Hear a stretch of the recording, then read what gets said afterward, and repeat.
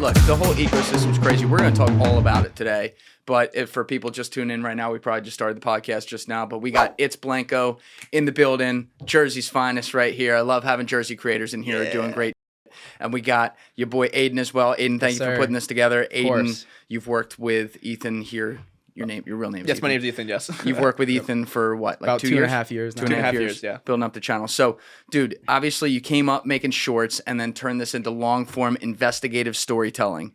It's excellent. Like, your videos really go step by step. They tell the story, but they go into intense detail, and you do everything from, like, a Diddy investigation, which, pause, we're going to get to that in a minute.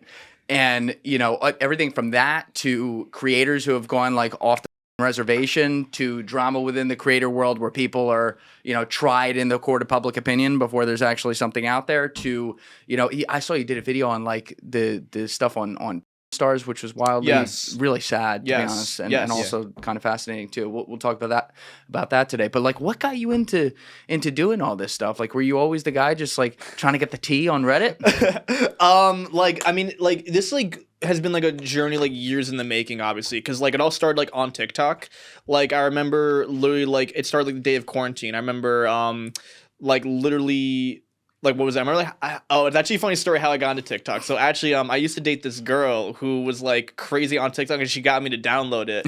And I remember, like, it was completely against my will. I was, like, held at gunpoint to download the I'm not downloading this Chinese no! And I remember, like, literally, and then, like, obviously things didn't, like, work out. And I kind of, like, a part of me, like, kind of, like, wanted to spite her by, like, just going viral on the app. Oh, to spite the girl? Yeah, because I'm petty, dude, man. I'm petty as I'm petty, dude. And I'm really cocky. Like, also, like, 'cause I remember, like, when I was, like, watching the videos, I was just seeing, like, these, like the dumbest stuff going viral. I'm like, I can do that shit. Like, that, like, these guys, like, what the is this? Like, I can easily do that shit. So I just started going in on it. I got humbled because, like, man, like, my first videos, like, I thought these would, like, blow up. Nah. Like, What were your first videos?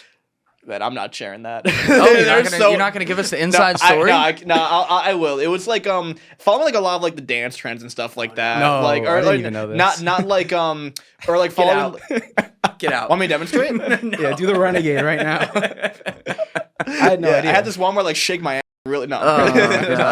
No, like it wasn't like it was like not like the like dances. It was more like the jokes that like went like with it. You know what I mean? Like following a lot of like the audio jokes. I was really trying to follow like the trends and like trying to follow like the jokes with the trends. Like a lot of it like didn't work. I remember like what was the first video? Oh. Do you remember the very first video of mine that blew up on TikTok? Was it the skit? It was like a skit type of thing? Do you remember it was the yearbook one. Do you remember that?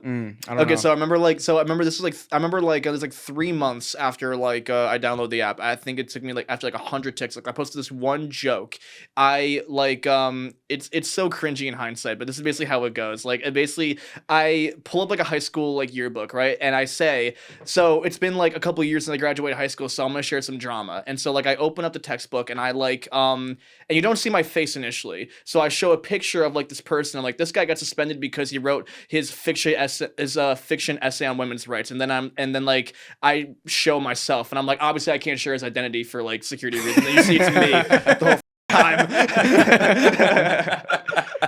So it starts kind of innocuous at the end of the day. It was a lot of just like yeah, like, I don't know what that word means. I'm being completely honest with you. Yeah, it's all right. Yeah, I don't know if I know what it means either. It just sounded cool. Sounds very intelligent. Cool. It sounds very intelligent. Cool. Yeah. Someone probably was like, there wasn't like a direction. You weren't. No. You were just doing kind of the random. Yeah. But at some point one day you're like, I'm going to become an investigator. Yeah. So what did that? So basically, it's like I had like a lot of like different viral moments before that, right? Because like I had millions of followers before I did the investigative stuff. In all honesty, like this was a very like complete like different direction.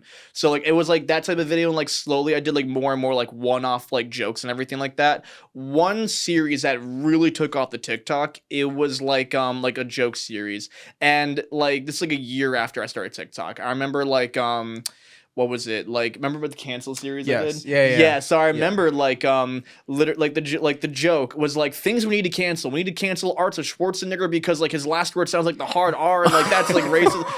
It was like a series of just like things like that, and it was like just like 5 of those in like one video, and that took off like crazy. Like those videos got like 3 million likes and like 20 million views. Like I made like 5 to like 8 of those, and that took me to like over 1 million followers. Was that like also when you were doing which Disney character would you? Oh God, yeah, those are yeah, great. I those love were those. wild. Oh man, I love those. Oh my god, yeah. It You're was like during showing like a those. Rugrat. Yeah. It's like, oh, Hear me out. can't even go there.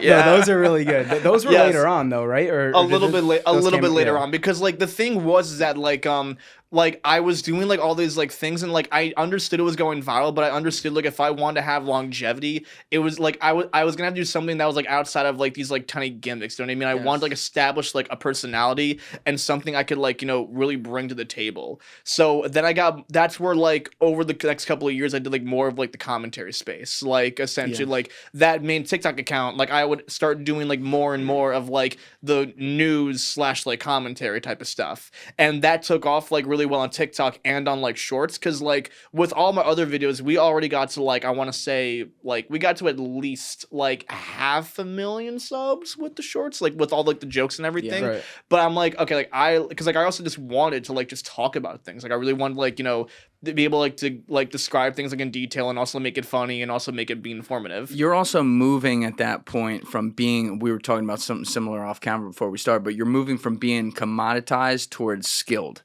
online, right? Like what you do now requires you got to be able to go in, separate the fact from the fiction, do a deep dive, tell the story in a way that is going to be entertaining, easy to follow, organized for it to make sense to people, and actually like put out a full product. So that's very different from, all right, I'm going to be able to make a bunch of videos quickly, just reacting, doing something funny, because eventually that clock runs out and someone else comes along who's like a little funnier with something else, and people move to the next thing, like commoditize. You know what I mean? Right, exactly. That's like that's like what like I was like thinking like, how do I do this and make it unique and like also like bring some like basically like, make it like up to date, make it unique, and like make it like just quality in general. Because I want to talk about like topics like that are like recent, that like are still like trending, that people may be curious about, and just give like the full story. Yeah, just give like the full story, and also just like make it like in a way that I also personally like it. You know what I mean? Like, because I like making things funny, I like making it entertaining, I like including my personality. Like I really do that. Like I really like I love doing it. Like I think it also makes it enjoyable for me, and it makes the video like more fun. Like yeah, because like I like making things entertaining and enjoyable for like everybody, and making it unique. Cause I don't like making it like so robotic and serious. There's nothing wrong with like the unbiased like stuff that like in that way, but to me like when I try that, it makes it like so depressing. Yeah, you inject your opinions in there, but it's not like over. And the videos I've watched, it's not overdone. It's like it's in very specific spots where you clearly have a point of view, and then you put your personality into it. I think that's okay. Exactly. Like the people that are constantly when they go into a video with a complete agenda and are injecting that everywhere without even giving us the details while they're going along, that drives me nuts. Yeah, like it really like I must like the very like obvious bias like in like in favor of like whatever like their opinion is. It does get a little bit annoying, because like I like that's also like partially what inspired me to do things like the way I do it, because like I want to include the full story. Yes, the full story. So this way people can also like take their own like takeaway from it. Because like I have like had like videos where people like had a different opinion and everything like that. Like that has happened, and that's completely fine. You know what I mean? I just want to give like the full story and everything. Yeah, I want to get to one of those later, because there was one where you did like a series on a guy, and it was I listened to a bunch of that, and it was fascinating. I had a lot of mixed emotions on it, because especially when you're talking about people who do have the dirty word, like a ton of clout online. Right. They're incentivized to keep moving along to, you're only as good as your last video or your last piece of content, such that I understand what can happen to where details get left along the way, because you're trying to, plug a million holes at a time, which when they do, you got to make that right. And I think guys like you are helping keeping people honest. So I'm not saying who that is yet, but we'll get there. But you just did a video on Jay-Z. Right. And this one, I haven't watched it. I want to I want to hear about it from you, because I think you just dropped it like yesterday. Yeah, we did. Yeah, we dropped it a day ago. It's doing all right. Yeah, it's let's see, like yeah, basically like because like obviously like I've been meaning to do a video on Jay-Z for like a while. Why? Because of like his affiliation with Diddy, basically. Because like there has been like a lot of like interesting stuff like with him, essentially, and like with the lawsuit, that's like what really like sparked up the inspiration for it. The one like Big B or whatever the hell his name is. The one, Busby. did out of Texas? Tony Busby, Yeah, yeah. yeah. Like basically was accused of like, you know, like assaulting like a 13-year-old girl with Diddy at like a party. Like I did like a deep dive into it, and like essentially because like Jay-Z has like a very interesting history. The title like is a little like clickbaity because like he has a very interesting history, but he's never really technically done anything wrong. He's never technically actually like, you know, been like at least caught like doing something or proved like of doing something that like, you know, puts him in the affiliation of like Diddy, because like it's very interesting because there's like the 4 like, you know, hip hop billionaires, and all of them have like on them, like Dr. Dre. He has a very wild history of like beating women relentlessly. Yeah. Kanye, I don't think we need to get into that. and Diddy, I think you already know what I'm going with that. And Jay-Z is like the 4th one who's a billionaire, who's like the richest out of all of them, but always has had like the best like history. So it's like either like one, he's just genuinely like a good guy who maybe he's had like a couple slip-ups that like no one really cares about, or like there's just a lot of stuff like in his closet that like, you know, it's kind of like just slowly building up that's gonna come out like all at once, kind of like with Diddy. Because with Diddy, like, you know, this was like 25 years, like, or even like 30 years of like insane shit that just slowly built up, that just all came out like at once. Like everything, it just came out at once. Here's the thing about Diddy, and this really doesn't mean anything. This is more anecdotal on my part. Okay. I've heard whispers about Diddy forever. And I'm also the world's biggest Tupac Shakur fan. Yeah. All right. Like I grew up on that. And like, obviously we don't fuck with Diddy because all that, period, end of story. Diddy absolutely had something to do with what went down there, in my opinion. So I will say allegedly for all the lawyers out there watching. But with Jay-Z, let me start by saying if Jay-Z actually were guilty of horrible shit, I'll be the first guy to be like, send him to prison. Bury him under the jail, 100%. And that's just how it is. Like, I listened to the song I Believe I Can Fly. It's great. I'm happy R. Kelly's in prison. Okay? There are 2 very different things here. That is far more serious over there. That said, to me, there has always been a weird, long obsession with people wanting Jay-Z to literally be the devil. What is that? And do you think that you've unearthed some evidence or seen some things that can say, like, hey, he might be? So I'll give you the whole thing. Let's do it.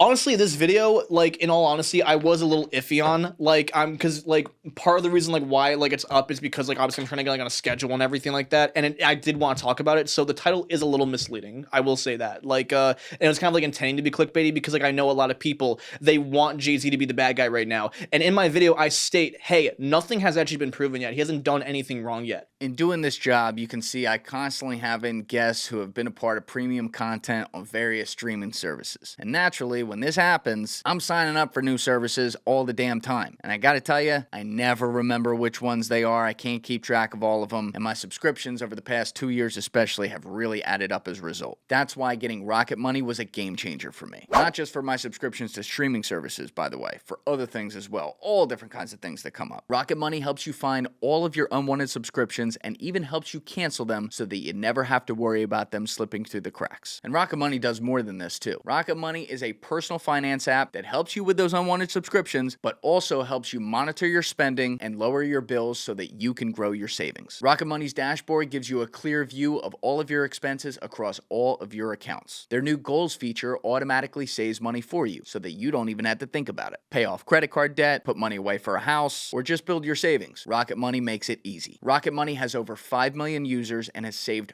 $500 million in canceled subscriptions. You heard that right. $500 million in canceled subscriptions, which has saved members up to $740 per year when using all of the app's premium features. That makes a big difference. So cancel your unwanted subscriptions and reach your financial goals faster with Rocket Money. Go to rocketmoney.com/Julian today. That link is in the description below. Once again, that's rocketmoney.com/Julian. Third time for good effect, rocketmoney.com/Julian. So essentially, like, I'll kind of go with the beginning. So basically, like, the reason why people kind of always had like their eyebrows eyebrows raised against Jay-Z. He's always had a taste in like younger women. Like any person he's dated has been like literally just like turning legal, and he's at least like 10 years older than them. First girlfriend was like 20 years old when he was punching 30. Second girl, you know who Aaliyah is, right? Oh yeah. He dated Aaliyah, and obviously, you know, she was super controversial because she dated R. Kelly when she was 15, and R. Kelly was like punching 30. R. Kelly, who was he best friends with, did 2 albums with, and went on tour with? The Jigga Man. Rapper Nas said that Jay-Z knew that R. Kelly was having minors in the studio. Now, obviously, Nas and Jay-Z had like a beef, so how credible that is, right. I don't know. Like I said, because like a lot of the people who speak out against him clearly have some type of intentional bias against him. Nas, obviously, you know, it's like not like, you know, I'm not saying he's a liar, but to say he's the most credible source and unbiased source, it's kind of, you know what I mean? That's not really appropriate. Right. So there also were the rumors that he groomed Beyonce when she was very young. How young? They're like, we're talking like 16, 15. What's the evidence on that? So, like, essentially, the evidence is that like there's a lot of like mixed stories, essentially, because the story that they say was that they met when Beyonce was 18 and Jay-Z was like 30, and then started dating when she was 19 and when he was 31. But there's kind of like not a lot of matching things, because like in some interviews they say 18, in some interviews they say 17, and some interviews 16, 15. Okay, like which is it? Like which is it? Because there's literally an interview with Jay-Z where he's I believe it's Charlie Rose.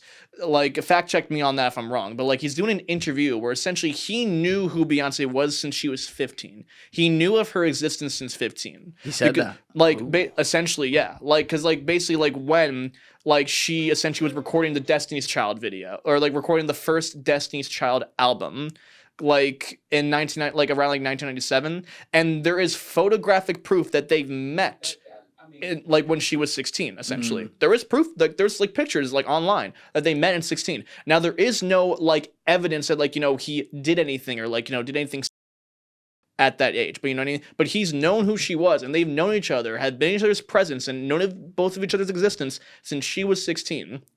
And then like, you know who this girl is like when she's very young? Yeah, I think this may be the one. Did you post it because someone's like 3554 is where the timestamp is? Yeah. Okay. Yeah. Grab that. Well, I'm like, how'd you know like what time it was? That's crazy. I was like, damn, Alessia, I was unfamiliar with your game. Jamie on steroids here. Damn. So he said though that like he met her 10 years before, but he was saying right before that I'd known of her since she was going. And this interview was in 2007. And so 10 years ago, 1997, so that would have made her around like 16, 17 at the time. Like essentially, like regardless, it's underage, like when he claims like they met her. And it just like doesn't line up with some of the other things being said. You know what I mean? Because like clearly they did not meet like at 18. So it kind of like raises eyebrows. You know what I mean? It's just a little, just a little fishy. And so obviously, like, you know, because like and like with that combined with like, you know, his affiliation like with R. Kelly, because like when him and R. Kelly, when they were like still recording, they made 2 albums together, and they like did a tour in 2004. This was after the leaked video of him, you know, doing you know what with an underage girl. This was after all of that stuff was coming. R. Kelly, yeah. This is so clearly he was still choosing to affiliate and work with, you know, someone who was like, you know, already kind of like quote unquote exposed for a lot of that stuff. And then obviously then Diddy enters the picture, right? Because him and Diddy, they've been working together since 1997. 1997, I'm pretty sure, is like when they officially started like working together. They collaborated, they do a lot of business together. They're obviously good friends. You know what I mean? So like, you know, they share a very common love of business, hip hop, and obviously getting into very similar legal issues. Like essentially like so like basically like, you know, the question is like, all right, like did Jay-Z attend any of those Diddy parties is kind of like the question. And there's only one other person who really definitely did. Like most likely, but like there's no like proof. You know what I mean? There's like you know what I mean? Like innocent until proven guilty. But that can also mean a lot of things, because and this is where I think we make a mistake in the court of public opinion when we look at these things. A guy like Diddy, who again, it's all alleged, to me it's pretty clear like he's a horrible guy. Yeah. Right. It doesn't mean that happened to every party. In fact, I'll bet the majority of parties that stuff didn't happen while the party was going on. Maybe the after party it happened. Yeah. And maybe because the dude threw a lot of parties, maybe he throws 40 a year, and maybe it happened at 10 of them. So if you're a high attendee of those parties, you might go to 10, and they might not be the 10 where that happened. You know what I mean? Yeah. Now, does it look bad because Jay-Z and Diddy are very clearly close? Like, there's other people I will say who I guess have cozied up to Diddy in the past publicly who are not tight with him privately. I will say that. I don't have that information on Jay-Z if that's the case. It doesn't seem that way, though. It seems like Jay-Z, like you said, is very intertwined in business and all different kinds of things within the industry with Diddy long term. So that doesn't look good. I agree. Yeah, because cause it doesn't look good, but like obviously you said like there could be a chance where like maybe he just does the business in the public with him, but like when it comes to like, and maybe he did know about Diddy's freaky, but maybe just like chose not to get involved with that, or maybe he just genuinely didn't know. Maybe Diddy like didn't tell Jay-Z about that because he's like maybe like Jay-Z's not that type of guy to get involved with that type of stuff. It's genuinely possible. Like I'm not saying it's not. Chances of that being likely, that's up for you to decide. You know what I mean? That's kind of like what I bring up because like again, he's known him since 1997. That's basically how long the shit's been going on. He's known Diddy like since the beginning and to like present of when all this weird shit was going on. So that's also why it's very hard to believe in the plausible deniability aspect. Right. We have such a societal wide issue right now, and much of it I completely understand, and I'm in the middle of it myself, where there's like the elites and then the Main Street people, and there's something about the allure of these elites, whether they be in politics, in business, in culture, in Hollywood, whatever it is, where it's this grand ivory tower, and they're all in it no matter what. And therefore, they're all bad no matter what. And the fact of the matter is, there are pockets, just like the laws of probability say, in every single one of these places where there are literally the worst people. Just like we have some of the worst people on Main Street, too. Right, someone goes out and kills someone, that's a fucking horrible person. Someone goes out and does something horrible to a little girl, that's a horrible person. But they have it, too. We just have to have this thing in society where we say, no, it's us versus them. Team X versus Team Y.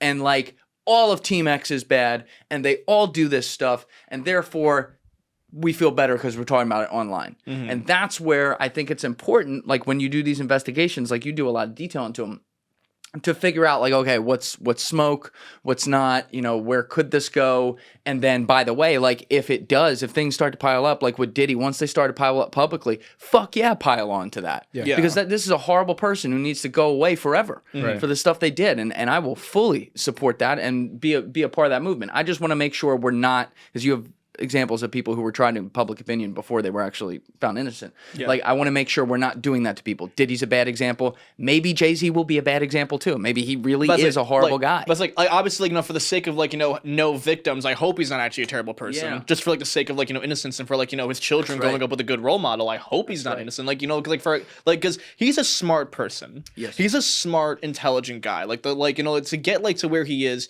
it takes more than just natural talent or whatever.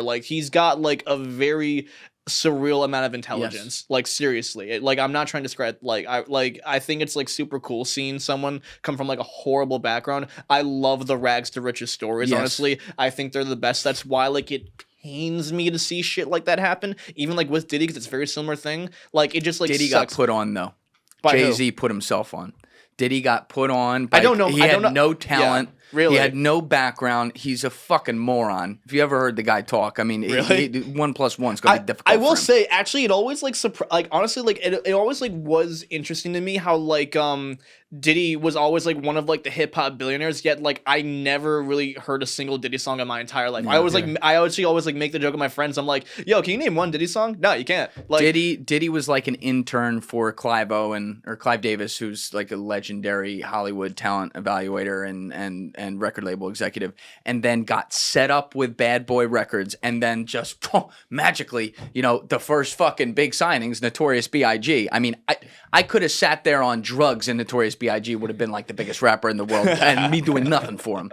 And if you remember, Suge Knight at I think it was the 96, late 95 or early 96, maybe VMA Awards or something, he gets up on stage with all the Death Row Records guys. He's like, and if you want a producer who's not all up in your videos, all up in your bullshit, and he was taking a shot at Diddy, who is this clown? Just dancing around he did all this shit. That is funny. And Diddy just knew how to be this culturally networky guy, which now obviously sinister as fuck. But you know, we'll get into his story in a few minutes. I want to stay with Jay-Z, but Right. it's interesting that like when you look at Jay-Z, I've heard the same things from people. I've had people I speak to who like I respect the fuck out of, who are like next level people who have been around him in business, and they're like, dude, that guy doesn't fuck around. Yeah. Like he's the real deal. He listens. He doesn't talk. He's a decision maker. Like, and you see everything he's spun up. And obviously he's an amazing artist. But you know the businesses he spun up out of that, like you said, rags to riches, man. Yeah, because like the case, like essentially that was the thing where like you know people really were like starting to like think, oh, okay, now we finally have like the proof. Because like a lot of like, because like with the anticipation of it, like a lot of people were like not wondering like you know if he was involved. They were wondering what he did. That's what people essentially like you know a lot of them were thinking, because like the only person who really like spoke about like Jay-Z in a bad way was this woman named Jaguar Wright. Jaguar Wright was a woman who was a backup singer for Jay-Z back in like 2000, and she was one of the people who also openly spoke about how terrible like Diddy was back in like I want to say 2022 if I'm getting that correctly. And I remember like when all the like and a lot of people thought like she's crazy, like she's wild, sex trafficking, the fuck, Diddy, that billionaire, no way. We all know how that turned out. And so then like now people were like, oh, she was calling it before, like she said it with her chest. Okay, maybe we should like you know maybe listen a little bit more, because she was in the industry. So I remember she did like multiple interviews, and like whenever she's asked about Diddy, you'll notice that she almost always goes off track and she starts talking about Jay-Z instead. She's like, hey, Diddy's bad, but wait until the stuff about Jay-Z comes out, because I'm telling you guys right now, it's not just Diddy. Jay-Z is also a monster. And she even tries to make the argument that he's like worse a lot at the same time. She tries to like basically say like he's on the same exact level. She says that like Diddy and Jay-Z are like peanut butter and jelly. They both go together. She said that in like multiple interviews like before the case happened. She did an interview with Piers Morgan where she kind of makes like the point where it's like Harvey Weinstein, Diddy, and like some other people, like you know they're linked with Jay-Z both on and off screen, and that interview actually got taken down because the lawyers submitted a cease and desist, because like you know they're like hey like listen, like you know it's fine if you want to talk trash about us, but like straight up like saying like lies and stuff like that. And Piers Morgan had to explain like why it was like an apology video. Yeah, that was like Alex Spiro. That was Jay-Z's lawyer, right? Yeah, Who did that? Alex Spiro, yes, Alex Spiro, yeah. And like I remember like the day after, she just doubled down. Like she just does not give a fuck. Like the day, like the exact same day, she did another interview and said all the same shit. Like basically, like still talking about. But like the thing about Jaguar is that like she also again is not like the most credible person, because she's not, to put it nicely, she's not exactly well up there. She falsely accused Common of sexual assault, and she had that whole incident where she threw ashes on people like on an Instagram live stream and then rubbing them on her face. So like you know I'm not trying to you know like be like insincere to mental illness or anything like that. I'm just saying it's worth considering and establishing, because you know like that's so far the only person, at least that I'm aware of, that's been so open about these accusations. I'm glad you said that, so I didn't have to. And here's the thing though, a broken clock is right twice a day. Right? That doesn't mean that every single thing she said is wrong. However, there's like history with her daughter and stuff and some problems there. Like she's an unwell person. Vlad TV was a guy who actually said, I will not bring her on, and anyone who's doing that is taking advantage of an unwell person. Doesn't mean she's wrong about everything, but you do, like you said, you have to take that into account, because when you see her talk, she's talking dramatic too. She's like, very like the part where she's like, and Usher took the Bieber to the diddler. Does that sound like a nice person to you? And it's like you're watching this and you're like, all right, lady, it's not a fucking movie set. She is so dramatic. Like I've ever seen like one, like she's like, and Jay-Z is just as bad as the diddler. Like I love the diddler. She's talking, the way she's talking, it's like as if there's like, she definitely has like dramatic music playing in her head, and she's like talking to it. She's like, and cue up the songs. Like she's trying so hard to get an edit made on her, honestly. Like it's so funny because like all these YouTubers that make videos on it, like they have like all the dramatic music playing it, like as if she like knew they were gonna do it. It's so funny. It is funny. Yeah. But like, I mean, look, you gotta cover what's said out there. Yeah. Especially when, like I said, it's probably more a broken clock in this way, but on Diddy, like at least some of the things she said was true. it was true. I will go back to it and say, I feel like I should give some context here. I just want to make sure I don't take your time. dox anybody or anything. There was one person that I knew very randomly before anyone gave a fuck about me or what I do here, who I'll just say I didn't realize it at the time, but it rings in my head every single day now, put me on to exactly what Diddy was doing. And I'm talking, this is back in 2017. Wow. And the quote, we were talking about something else. Diddy came up. He had a lot of interactions with him, not a fan, whatever. And then he dropped, I won't say what it was, he dropped something shocking on me. I was like, what? And we kind of went back and forth on that. And then he closed the point by, it wasn't about any of this stuff. He closed the point by saying, I'll put it to you this way. When you get invited to go to Diddy's house, you don't go.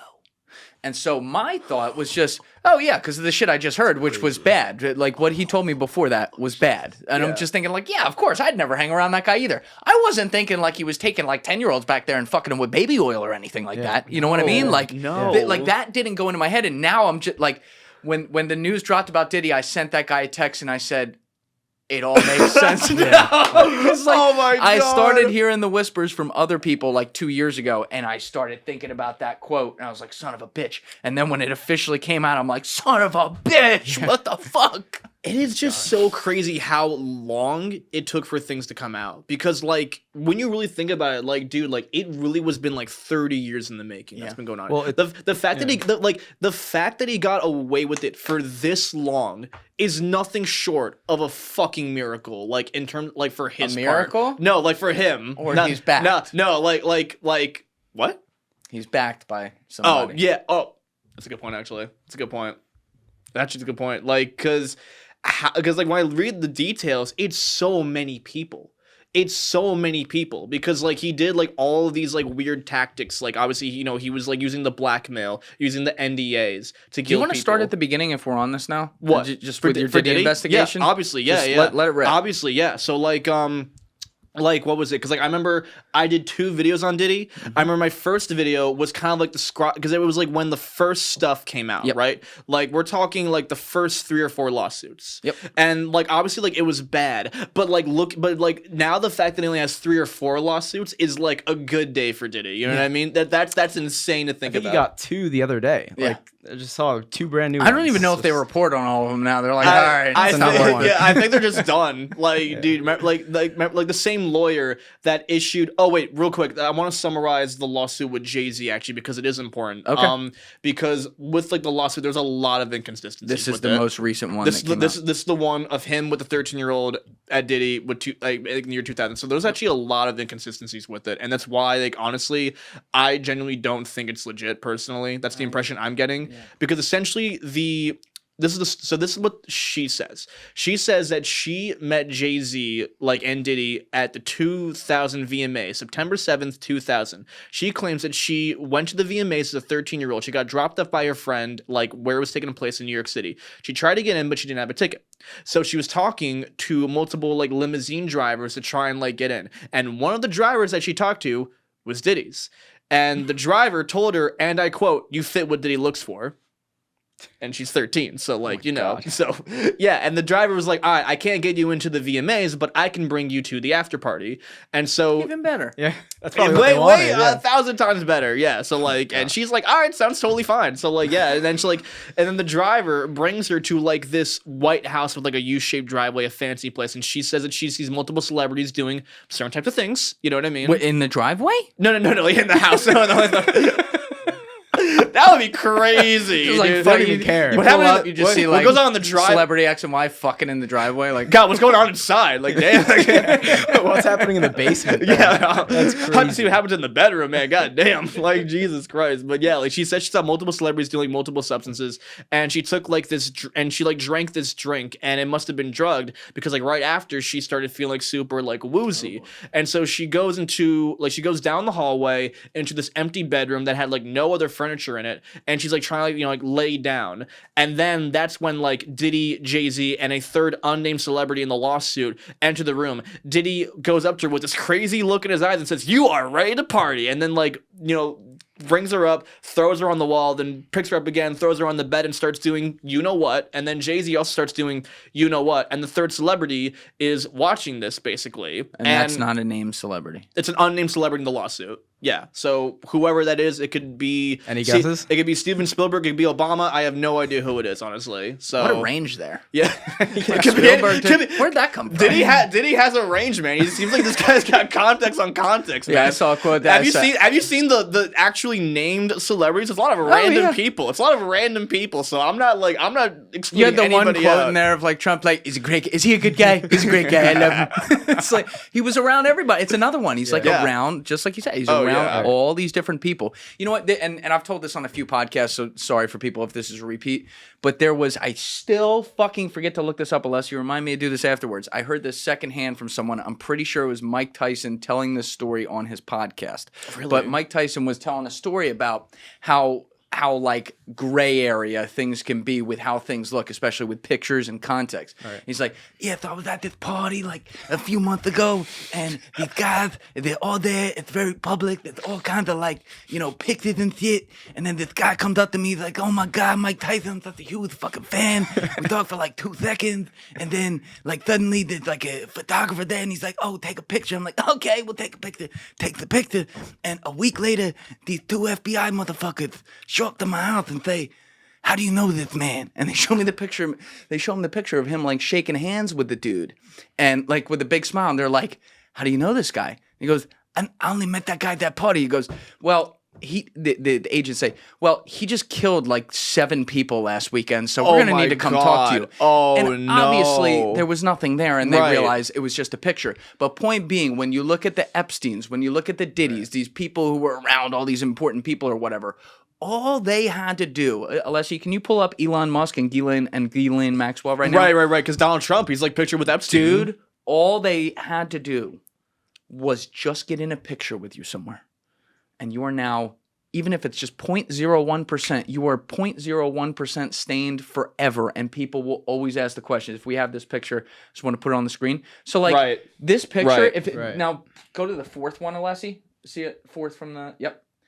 She literally, this is Elon Musk. Look at his body language. He's clearly walking away, like Yeah. towards somewhere else in this party, and a cameraman has stopped him and says, like, oh, take a picture. And this bitch happens to be right there, and she goes, I shall just pull up. We're the smartest man in the world. And it's like, this is all you have to do, because now, most people don't take that seriously, but he'll always have to answer the question about that. Yeah. Right. So you see with Diddy, like Wait, pull all up the these longer one. people- Look at his hands. Oh, Like, yeah, he's- yeah. Like The see like fifth the one. like you see like the body language. Like Yep. literally like he doesn't know her or like doesn't like. I don't like, think he knows she's in the Look at her, picture. Yeah, too. like about to say, like he's like he clearly She's photobombing. he clearly That's does a not want selfie. he clearly does not want to be photographed. Like I turned around like, wait, oh, hello.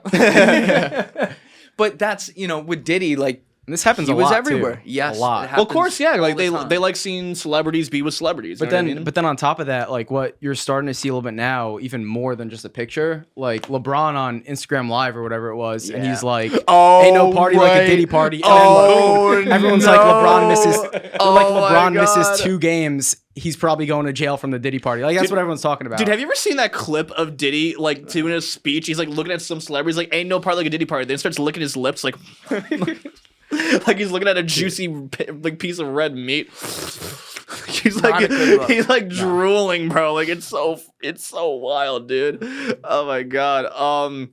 Okay, but like, oh yeah, so like, what the story, like, yeah, essentially, like, and like she says it, like, after Diddy and Jay-Z did, like, what to This her. is the Jay-Z This is the lawsuit. go back to the Jay-Z and Diddy lawsuit with the 13-year-old. So basically, after that, then she like left the party, like she she was trying to like get a ride home. So like she went like to this gas station, like in the middle of the night. An employee like let her use her phone, and the dad, like another dad came and picked her up. That's a very important detail because I saw on multiple sources like the accuser literally like there were like a lot of like inconsistencies pointing out what this lawsuit. For one, the dad says he does not remember picking up his daughter in the middle of the night somewhere, because if you look at the details of it, this would have had to been a 5-hour drive for him to pick her up. And he's like, yeah, I never remember picking up my daughter 5 hours away from me in the middle of the night. That is definitely something I would remember. Dad, I'm trying to get paid. Fuck. He's like, I don't remember that shit. Like it's like that's something you would remember, right? And even if it was like 25 years ago. And there was like, and I remember like one of the celebrities that she named that she talked to, his name's Benji Madden. I'm pretty sure he's a musician. I don't know who he is either, but like he says like, I spoke to Benji Madden at the party, and Benji was like, I never spoke to anybody, and I wasn't even in New York at that time because I was touring. He was touring in the Midwest, and there are receipts to prove that the guy was touring in the Midwest. At least I'm pretty sure. Like, I mean, I'm like, if I'm not correct on that, fact check me on that. But that's at least like what I saw from the sources. He was touring in the Midwest at that time, so he couldn't have been in New York. And that's the only celebrity I saw that she claimed that she spoke to. And also, there is photographic proof that Jay-Z was at like this one place called like the Loftus. It's like a nightclub, like after party. Okay. Like, and like obviously not like, and the building he's pictured there. Yeah, he's pictured there. And the building that he's in does not fit the description of like what the girl accuses. Like, where the did party. she say it was? Allegedly. She didn't give an address or anything. She just said it was a white house. The Loftus in like, the city or like in like must be away from the city, I guess. That's what I'm saying. Like that wouldn't make I'm not sense, sure about, but like but the key detail is like essentially like Jay-Z. If you could look up the Loftus, because I forget what it looks like. It's closed. LOFTUS. I think LOFTUS. Yes, like a loft. It's closed now, but Jay-Z and Diddy, like I'm pretty sure they were like photographed at this party. Loftus, Jay-Z, Diddy, 2000. Yeah, not like 2000, like yeah, like post like VMA like after party or something like that. They were photographed at that party, and like the building like does not fit the description of like what she claims like where this like whole thing took place. So the question is like, okay, well like, I guess like maybe it happened after that or something like that, because like maybe they're just going up all night, just going off to like random parties or something like that. I don't know, honestly. Yeah, first one, Alessi, the red one. And she like, and the accuser like admits to like there being inconsistencies in there. So it also kind of like raises eyebrows, like how consistent could this be? It obviously could be like, a case of like, all right, like maybe something did happen and she was just 13 years old and drugged and obviously just has a bad memory because of the drugs and from the trauma. That's and possible. and the time, like it obviously is possible. It could be, or maybe, just maybe, she's taking advantage of the obvious public bias against Jay-Z and trying to get a quick cash grab. Because like I said again, the public was no longer determining if Jay-Z was involved. They were now determining what he did. So it's like you have to look at like both options here, because like maybe he did do some fishy stuff and the details are just really, really misconstrued, or it's just a cash grab. Yeah, it exists. And these are so hard to talk about too, because you don't want to be like, let's say you call it a cash grab and then it turns out to be right. You feel awful because you're like, oh my God, I didn't believe a poor girl who had horrible and they're things so happen to her. serious accusations. Yes. It's too. very Like serious. I get uncomfortable talking about it, but at the same time, think about like the Me Too movement and what happened. Right. Legitimate accusations came out in many cases to start that thing. And because it became a social phenomenon that involved also a lot of powerful people, there became an economic incentive for it. And so you had a lot of quote unquote, as would turn out, hangers on try to get in there and get a payday. And what they've done is poison the well for the future for people and kids especially who are abused. Because then they come out and make a claim, and people are like, "Oh, is this going to be another one like Boy Who Cried Wolf?" Yeah. And it makes me so upset because, especially when we give them big attention and they turn out to be fake, it's like you don't know what to root for. Because if it's real, then these people are horrible, and it's like that's a hard, and that, like you said earlier, it means there's more victims. That's a horrible thing to root for. If it's fake, also now we have another example of a major news story that required like Jay-Z to respond publicly, which is not something he does a lot of. No, and it turns out to be bullshit. Yeah, like it's because like obviously like that was also like a big role that played with the Diddy stuff because like a lot of people they were scared to come forward for that exact reason because of like his connections, because of like of possibly it being proved wrong, because of all the legal repercussions of violating the NDAs and everything like that. There was a lot of stuff like it was so strategic in the most fucked up way possible for there to be no people coming forward. Like if Cassie, like his ex-girlfriend, never made that first lawsuit, he'd probably still be getting away with it. It would still be going on. Why do you think that? Is it just because people are afraid of the power? Yes. You think? Yes. They're very afraid. He had blackmail on all of the people that he was doing this weird shit to. He had dirt on everybody. He did this strategically because he knew that people would try and come forward. He knew that what he's doing was fucked up. He knew exactly what was going on. And he made sure that people wouldn't come forward. And it worked for 30 years. It was successful to some extent because clearly like he was getting away with it for so long. There are hundreds, possibly even thousands of victims. There are 120 lawsuits for a fucking reason. These aren't false accusations at this point. Maybe one out of the thousands may be just a quick cash grab, but that's one out of thousands. That's right. It's just a different like level of like this weird strategy. Like it's just so fucked up. Like it was a complete conspiracy. He was working with a lot of people. Yes. There was a team that was helping with this because it's more than just Diddy. Like I talk about like in my video, like I talk about how like one of his like personal assistants, like I forget I don't know what Pull that mic in just a bit. Yeah. Sorry. So Is this the Syracuse basketball player? Or no, well, played, no, that is one someone, Crazy. but it Did was you know like about this? Yeah, he was like his drug mule and his fuck drug buddy mule or something. Yeah, his drug mule. Like, but there's another person who I have to say legally, allegedly, like worked with him. Like, essentially, like she was the Ghislaine Maxwell to his Jeffrey Epstein, essentially. Who was this? Guys, if you're still watching this video and you haven't yet hit that subscribe button, please take 2 seconds and go hit it right now. Thank you. It's I forget the exact, I think like head of staff or something like that. I forget the exact name of her job, but she was like obviously like she's not as like well known because like she's not a celebrity. It's why she's not known. She was one of the people who was essentially like running the empire. She was the one who was assigning people like the Syracuse basketball player to do the drugs. She was the one who was like assisting like his son to like give the drugs everything. She was one of the people who was in charge of like giving the drugs, getting the sex workers, getting the underage minors, getting all of this type of stuff. There was a team involved with this type of thing. It's not just Diddy. And like his son was also like doing a lot of this shit too. What do we know allegedly, about his sons? His son was definitely one of the people who was also involved with like getting the drugs and like getting like the prostitutes. Like the GHB. Like the what's GHB? The date rape drugs. Oh yeah. Like getting like substances. Like he definitely was like one of the people like getting involved with all. He had that. the Costco card. Yeah, the Costco card. He Yeah, the Costco card and everything. Yeah, like literally. Like Poor Costco catching some fucking strays. Yeah. They're like, yo, wasn't us. Yeah, no. Like they comes in like, we gotta work overtime. Bring in the oil, come on. Yeah. Bring in the stash. Get the truck. Beep, beep, beep. Like literally, They like had to make a statement on that, right? Yeah. Costco came out and said, we literally don't carry this brand. and they don't like how like that's literally like the lawyer is like stupid as fuck because like that would have been he's a not good, working with much. I gotta give him that. He's not working with. But god damn it, bro! Like you could have searched it in the Costco website, like baby oil. You would have seen nothing. Like literally. He calls up Diddy. Listen, it's like the Druski call. Gave it all we had. By the way, thanks for the bill. You're going away for life. I love that video so much. Bad news, they gave you life. Good news, we got your payment, buddy. Sayonara.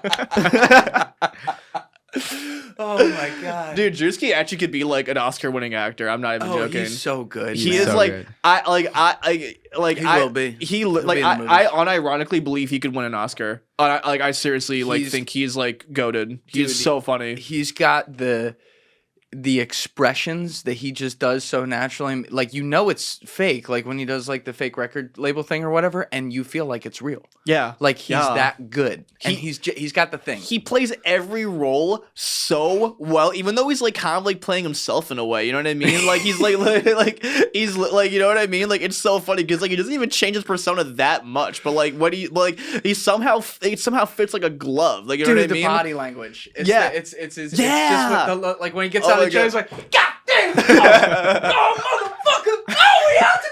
And you're just like, he's not trying, but it's you feel like that's a real prison and he's really getting out. Did you see his skit where he was like making fun of the fresh and fit people? He posted it yesterday. Yes, with the spray on hair. Yeah. Oh my god, he's on the podcast like, yeah, she's a cook, clean, suck my dick every 10 seconds. If not, she out of here, baby. I'm looking for a new one. I'm replacing her. And then like, dude, and it was so funny because the actual podcast did exactly what he was trying to go for. They fell for the bait. And then Myron made like a 30-minute rant being like, this fat guy gets no bitches. What he doing? He's too scared to come on here because he's afraid to lose brands. Like, no, he's smart. What the fuck you talking about? Yeah, like, I'm pretty sure he does okay. He was on the Forbes list of like highest earning creators, so he's doing great. I honestly don't know how he actually makes like so much money though. I'm gonna be completely honest with you. What? Because it's just like these tweet videos and there's not a brand in them. Yeah, because like I always like because I know he's sponsored by Happy Dad, but he was like making money before that. So it's like, all right, like what does he like do? Being paid by Diddy. He was with Diddy in the video. He was with Diddy. He was at Diddy's house. With Diddy. I know, but it's the same thing with Mike Tyson, obviously. You know what I mean? It's like out of context. Like, out of context. Because I remember he went on tour with J. Cole. He did like stand-up opening for that tour. He did stand-up? He did like stand-up opening tour. He I don't think he does like stand-up frequently, but he did like comedy like opening like routine for J. Cole's tour when he went I think it was like on tour with like 21 Savage and like Moray who's like one of the artists he has signed or something. They need to make his TSA video into a short film. That will win an Oscar. That was amazing. The TSA video. What was the rhyme? He's like, what was it? He had some hilarious rhymes in there. Like that we have all seen that exact human being at TSA. Yeah. Down to the size of his shirt and the too tight buttons and shit. He had this one, the 4X skit? He did like a 4X skit. No. So it was like when 4X, you know how that was like a big thing at one point? And he was just recreating that whole thing. And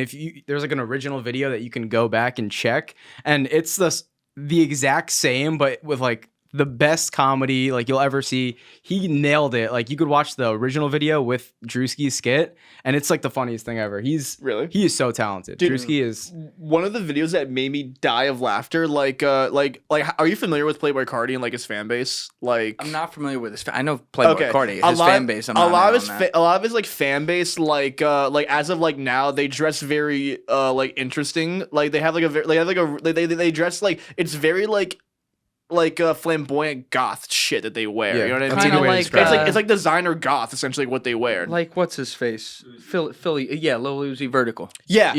Lil Uzi Vertical. I call him Vertical. Vertical. That's so funny. Like kind of like Lil Uzi. Yeah, they basically dress a lot like, but like a lot more like goth, like black, like the most outrageous shit you could like see. And he made this fucking phenomenal, like literally like pure cinema video, like making fun of them. Like literally he got like his white trash voice, and it's like in the style of like those like TikTokers who like interview people like what's your fit, like how much it costs, and like he does like the perfect white guy with like like I'm rocking Balenciaga, like this right here is Gucci.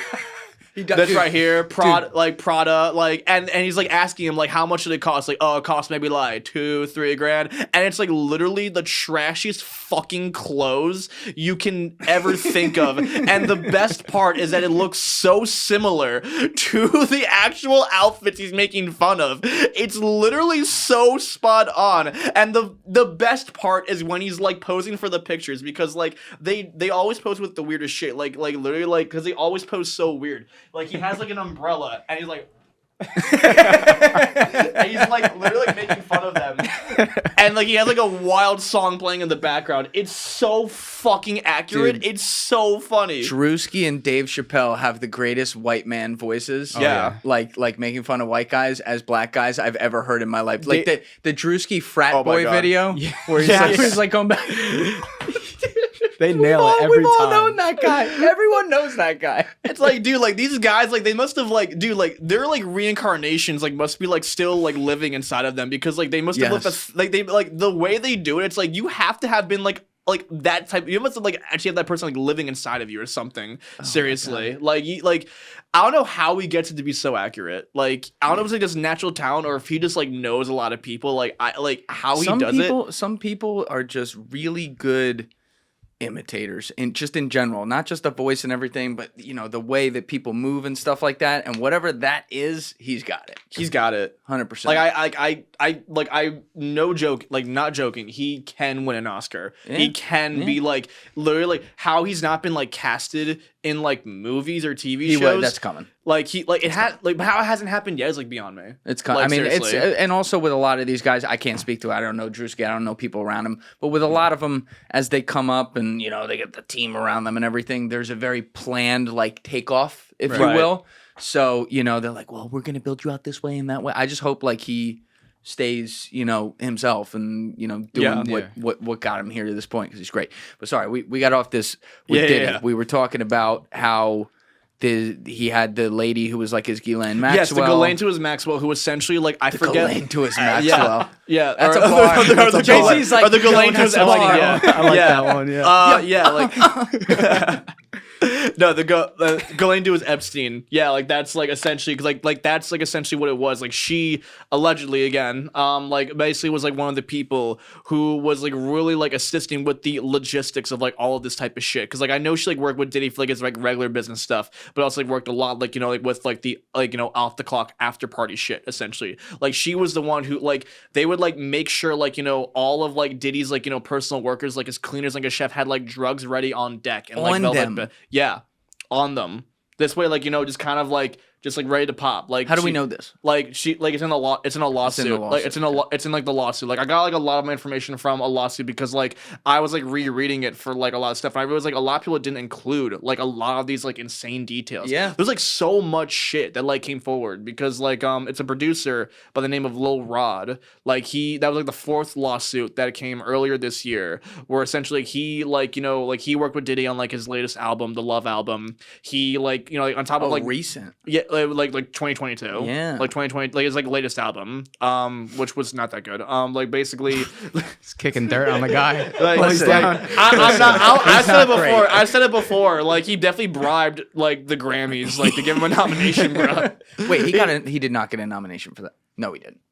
Before. No, he did not. Look it up. Diddy got nominated for a Grammy because it was in the R&B section and it was a dead genre, so they just gave it to the most like. We're so cooked. You know, he didn't attend the Grammys because of like the of the whole controversy.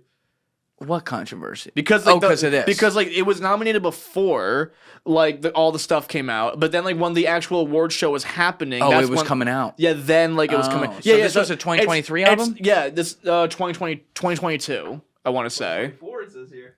Yeah, it had to be 2023 going into 2024. Wait, what? Because if this didn't come out till this year. Okay. Oh wait, yeah. You're right.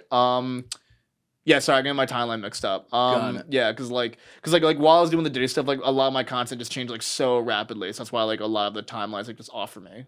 That's crazy though. Yeah, because like the first because the first lawsuit I think was like October like 2023. I want to say something like around like a little over a year ago, around like a year ago. Because like it was like because once like one came out, then like a bunch like came out. It was like 3 and like within like a month, and then the Lil Rod one came like 2 months after that. And that was like the big baller one that was like really like opening up the conversation. And what did he say? Like Lil Rod essentially like there's a lot with that one. Let's roll through it. There's a lot. Okay, so from his personal experience, he was like he was a producer for the Love album. He did not get paid, which I think actually was ironically the thing that sparked this whole thing. I think that pissed him off the most. Always pay the people, bro. Yeah, like, I think if he actually paid Lil Rod, I think like none of this like also like would have been coming out, which is hilarious enough. Like essentially he accused like that like because Cassie like started the freak off conversation, which was the first one, but Lil Rod got more detailed with it. Essentially, he was the one who really like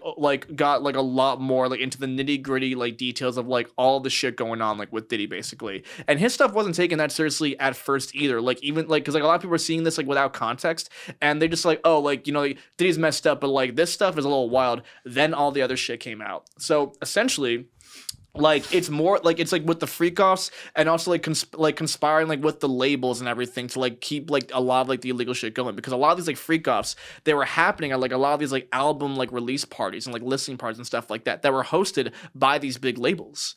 Like essentially there were like he accused like record label presidents of being at these parties, like the president of like UMG, Universal Music Group, Lucian Grange.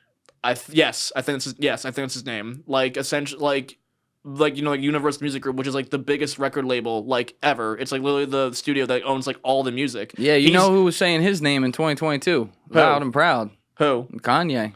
Really? He was saying Lucian Grange loudly. Really? Yes. Drake's taking some shots at him with this whole new beef coming on, and then now he's suing them. Yeah, he's also a huge Drake fan. So yeah, I love Drake. Yeah, Gotcha. I love Kendrick, so it makes it a little awkward. That's all right. Yeah, it's okay. I don't get in the middle of the beefs. He's still sexy, so it's okay. So Lucian Grange is allegedly at these parties, well, or whatever? allegedly at these parties, yeah. And like there was also another, I think it was president of another record label, I believe called Motown Records. I believe that's the name of it. Yeah. And like president, like essentially like, they were allegedly at these parties and they like knew what Diddy was doing, essentially. Like that's like what it says in the lawsuit. And like obviously like, you know, that kind of like, and like, you know, it's like if they like knew about this, like, you know, like what else like were they possibly doing? Were they like funding a lot? Like they're like funding like a lot of these events, like where these things were taking place. Cause like a lot of these like parties where the freakouts take place, essentially like what Diddy did is that like, you know, a lot of the guests that come in are people that are hoping to get into the industry. A lot of the people, like there was one interview. Are you familiar with the channel Soft White Underbelly? Of course, Mark Lighter. Did you watch the video of the woman who shared about her night at the Diddy party? I know what video you're talking about. I haven't watched it. It's on my watch later playlist. So I watched it. Yeah, like I watched it actually recently because like I was just getting like I took a little bit of a time because like I just got so sick of hearing about all the details and everything because it's just so fucking gross. But like they kind of like, but basically like this woman, like she gives a little bit more details at least, like, but the important part is that like, you know, one of the reasons why she went there was because like an affiliate of Diddy's was like, you know, inviting her because like with the promise of getting involved in the music industry. She was encouraged to go because she obviously had aspirations to become a musician, to get involved in some type of way. That's a lot of the people that are, you know, going to these Diddy parties because, you know, they want to be connected with the big boss. Yep. Diddy is the same guy who, you know, made Notorious B.I.G. big in the public eye, who also is like, you know, associated with all these like giant acts like Usher, Justin Bieber. Like he's a billionaire president of Bad Boy Records. Obviously, that's someone you want to have in your contact list. That's someone you want to appeal to. That's someone you want to, you know, please, even if they're asking you to do some pretty weird stuff. That's how a lot of these people get drawn into these parties, essentially. And a lot of these parties, obviously, you know, hosted by like, you know, the UMG Motown Records, because like, you know, God knows how maybe that's even how a lot of like these big stars are also created too. Who knows? Like it's also like the conspiracy with like Justin Bieber and everything like that. Yeah, and I do want to say this. Those videos look sinister. Yeah. They look very sinister. I want to be careful with when we are, you know, throwing people in the middle of it. Because you know he's a person, and that's you don't know. Obviously, it looks bad. I think like the whole guardianship thing, that's a real thing. It looks bad, and like I'm a huge fan of Justin Bieber as a guy. I'm so impressed that the dude's alive. Yeah, he's got the wife, he's got the kid. Right. You know, he seems to have some peace with himself. Like I know a lot of horrible shit besides this had to happen to him. I can't imagine what it would be like to have every fucking person grabbing me, you know, when I'm 11, 12, 13 years old. So gross. You know what I mean? And that's just literally going when you're going through crowds and every 13 to 17-year-old girl's grabbing you or whatever, like you're a fucking object. You know, of course, it's going to be tough to come through that. And he seems to have done that. And so when we're talking about this, if something did happen there and he wants to come out and talk about that, that's his right to do it. I just want to be careful about, you know, especially because a lot of these cases we're talking about, it's an unnamed person, so we can talk about it, right? But, you know, the internet likes to throw people in the middle of all these things, and even if it is like a celebrity or something, they're still a person. It's like the worst thing ever, and I would never wish that for anybody. No, like I definitely think the Biebers and the Bieber Believer and Usher are victims. Honestly, I think like because I know a lot of people like think of Usher as like a bad person for the affiliation. I genuinely see that man as more of a victim in all honesty. And I'm not saying like obviously opinions are opinions. Like I'm not really sure of like how involved he is in like a lot of these parties, but like considering like a lot of like the history and everything, because like he talked about how he was like at these parties when he was extremely 13. young, 13. That's disgusting. Yeah. That is. You seen the Howard Stern sit down? Yeah, I included that in my video. Like literally, like that was like you know what I mean. Like he's like you know like hey, I'm not gonna say what happened in there. I saw a lot of interesting things, man. A lot of interesting things, and like you know he says like I don't know if I was young enough to indulge in all that. Like bro, like Jesus Christ, like it's so fucked up. Like I see that man like that's a victim in my opinion. And then extrapolating that. You know, because he's the guy who found Bieber, right? Right. And if there were nefarious things there, the victim becomes the, you know. Exactly. And that's a pattern we actually saw with some of the girls around Epstein who started clearly like that girl. I think her name's Sarah Maxwell. She was probably a victim to start. If you think about, I hope I'm getting that one right. Correct me in the comments if it was someone else there, people. But it's been a while. But like. And then or not Sarah Maxwell, it's Sarah something else. She married Vickers, the NASCAR driver. But anyway, she ended up becoming one of the people providing the girls. And to me, actually, Ghislaine Maxwell is another one. Ghislaine Maxwell. Right. Oh, Ghislaine Maxwell is so fucked up. Like, she got off too easy. Dude, there is strong evidence, not necessarily like pictures and video proof, but evidence to show that her father did unspeakable things to her growing up and made her this person. It doesn't change the fact that she then became that person. And like, again, we're talking about people that we don't know for sure or no accusations credibly have been made. But like, I fucking love the 8701 album. I came up on Usher, but I would have a ton of empathy for what happened to him as a kid. But if that stuff with Bieber actually were a thing, you know, that's horrible. But I say, But again, I want to be, you know. And I completely 100% also agree. Because like when I say like I see Usher as a victim, I mean like obviously like in the timeline of that scope. Because like obviously it's a different story if he does some of those same exact actions. You know what I mean? Different story. So I'm not really sure of the extent of that, to be honest. So like I'm not really gonna comment too much on it. But in terms of like that timeline when he was younger, he was a victim. That is disgusting. That is disgusting. And that's just one of like the who knows how many people, like, you know, how many people he did this to that didn't become superstars, that didn't even become famous, just people like he had. Like, remember when the 120 cases came all out at once? Remember Tony Busby? Like, issued 120. Yes. Remember, like, he talked about, like, you know, how the youngest one was 9 years old at the time? 9 years old. And it says, like, the story of that is essentially very similar to, like, you know, everyone else. It's people who were hoping to get into the music industry that are being taken advantage of. That's a lot of these people. You know what? That's how it is. It's like, it's literally just like, you know, the Harvey Weinstein story repackaged and retold over so many times. Like, the story of, like, the big-time music producer that can promise you a lifelong filling career and then tells you to take off your pants. It's a story as old as time. It is. You know what I mean? And this is just easily one of, like, the most fucked up and darkest versions of it. We were talking about this, I believe, right as we came on camera in another context, but this does have to be said. I'm so grateful I had great parents. Because when we talk about these stories of these kids, especially when they're like 12 or 13, like Usher was like 13. Yeah. I don't know anything about his parents. I don't think I've ever Googled that or whatever, but where the fuck were they? Right. You're gonna let your kid go be owned, whatever I forget the term right now. It's guardian. Be guardianed by a dude at the time who is an adult male with Diddy in this case with gang affiliations, who was just part of a fucking at the time East Coast West Coast hip hop beat that ended with the two greatest rappers to ever live being murdered. You're going to go let your kid forget all the shit that ended up happening and what he exposed him to. Even before you're going to go let your kid hang out with that so that That's a good point. that he can get a record deal?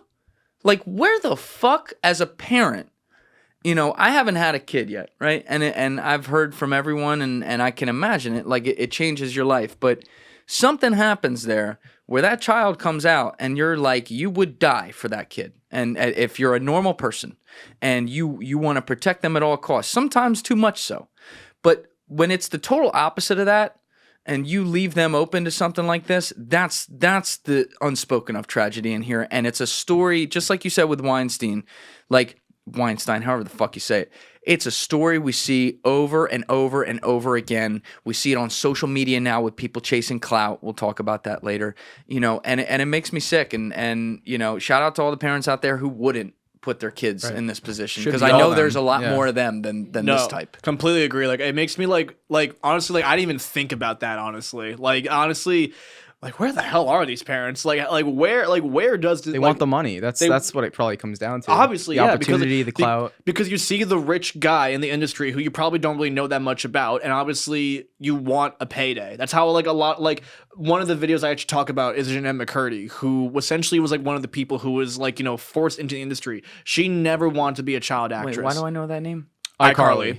This girl. Blonde yeah. iCarly. Yeah. This was like a whole story. This is I tell the story like essentially how she was forced into the industry by her mom.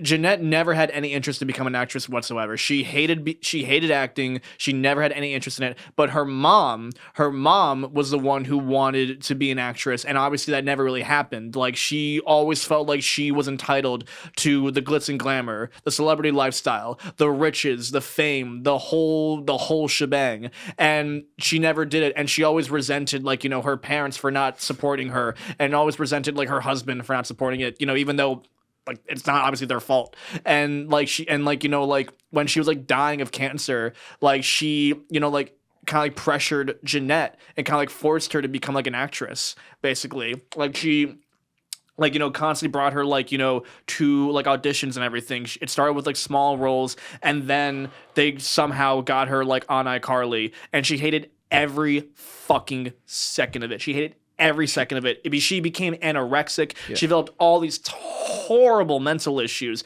and she didn't even realize how bad she hated acting until after her mom passed away. Because it wasn't until the reboot Sam and Cat that came after. Okay, well, there Ariana Grande, right? Yeah, you remember, it's a show she did. Do you know the show Victorious? That was on Nickelodeon? Okay. But you're talking, iCarly was on Nickelodeon, right? iCarly was on Nickelodeon. This is the Dan Schneider era. Yeah. This is Dan Which we also have a video Oh, on. yeah. Man. That one's crazy, Oh, too. man. Yeah, we got a lot of shit. But yeah, basically... But because Victorious was another popular show, kind of like very popular in the iCarly era as well. And there was a spin-off with one character from Victorious and Jennette McCurdy from iCarly. And this was around the time when her mom died. And around this time, Jennette became a raging alcoholic. She was anorexic, alcoholic, and she was just an absolute mess. And you didn't see that while the show was going on. It only lasted for one season for a reason. It was a lot of weird stuff. And because what sucks is that a lot of people when she had this whole downfall and everything, people oh, another child star off the rail. No, she never wanted to be it wasn't the same as a lot of other people, because a lot of these kids they did want to become an actor or actress. They did want to be famous and everything. Jennette just didn't want it. She didn't want any of it. She was forced to do it. She was a little literally it was completely against her will, and it just had a horrible effect on her. Had a horrible effect on her. It wasn't until after her mom passed away that she actually was wait a minute, I hate doing this. I hate doing this. Only because my mom made me do this, I want to do it. I'm gonna stop this. Her mom died of cancer. Her mom her mom was kind of was on and off the kind of cancer deaths spiral for a while, because it seemed like things were getting bad, then they got a little bit better, then they got bad. I forget didn't she make the book? What is yeah, it? she made a book. Her autobiography is literally titled "I'm Glad My Mom Died," and it was when it was the inspiration for the video, and it's kind of when everyone was oh man, we judged her horribly, and it's also just because she wanted to be a writer, and in the most ironic way possible, she ended up becoming a writer, and it's and side note, it's a phenomenal book. It's just really well made. I'd love to have her on. It's coming back. I didn't realize that was her name. I couldn't remember that. I should have placed that, but I followed this story when this was coming out. Right. And I didn't watch that show or anything. I'm familiar with it, but these stories have to get more light because these kids, when they act out, that's why maybe I should be more fair to that Jack Doherty kid, by the way. But you know, when they act out, it's because they're put in a position that's totally unnatural, right? Like I don't want to use the word regrets, but one of the things I kick myself for is that I should have gotten to what I got to now, doing what I do, a couple years before I did. I kind of, you know, like kicked around, tried to find myself, shit like that. And that said, I would have been old enough then, so it would have been fine. But I say that the reason I'm overall okay with it is because I'm very glad that, you know, whatever this talent is I have that allows me to do this, I'm very glad that I didn't tap into monetizing it and trying to do it as a career when I was 18. And I'm also glad I didn't do it when I was 22 because I was still a fucking moron. I was a moron when I was 24. I was a late bloomer, okay? And I know now with the benefit of hindsight, that's the only way you can know, about how stupid my decision-making was at every level at those points because my brain is not fully developed at the time. It might function at a decently high level, but as far as like being an adult and being like, I should do this or I shouldn't do that, it's not there. Now put that on a kid who's put on let's say they're 11, 12 years old, they become an actor. They're put on an insane schedule that includes homeschooling, not being around normal social environments. They're forced to act and told what their lines are. They're carted from this place to that place. Everyone outside the studio looks at them as a fan. Oh my God, I love you, whatever. Their parents in this case are rooting the whole thing on, monetizing on the back end, and they become their own personal little business while their brains are trying to grow up in the middle of this. Right. I'm amazed they're all, like, a lot of them that aren't dead. Right. I can't imagine it.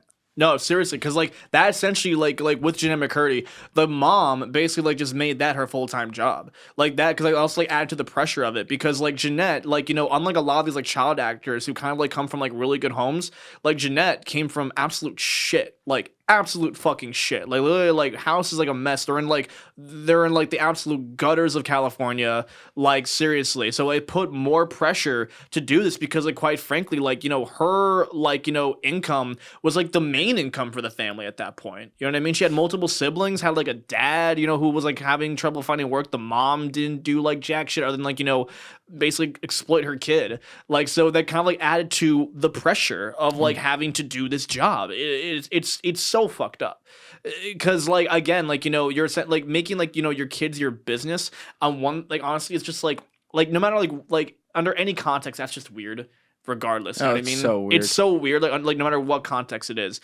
And also, like, you know, like while the kids are like, you know, fully developing their frontal lobe and everything, it's just like also it's just wild because, like, you know, you gotta like let people like, you know, grow and let them make their own decisions and everything because they can't process what's going on. Absolutely. Like, you know, like you don't know like you don't know what's gonna happen. So I'm also kind of like glad, like, you know, my family, like, also like my parents like never did anything like that to me, honestly, because I loved, like, you know, acting. I did like a lot of acting when I was younger, but I'm glad I was able to do like, you know, my own thing in my own space and like let me grow like privately before like I really went into like the creative space as well.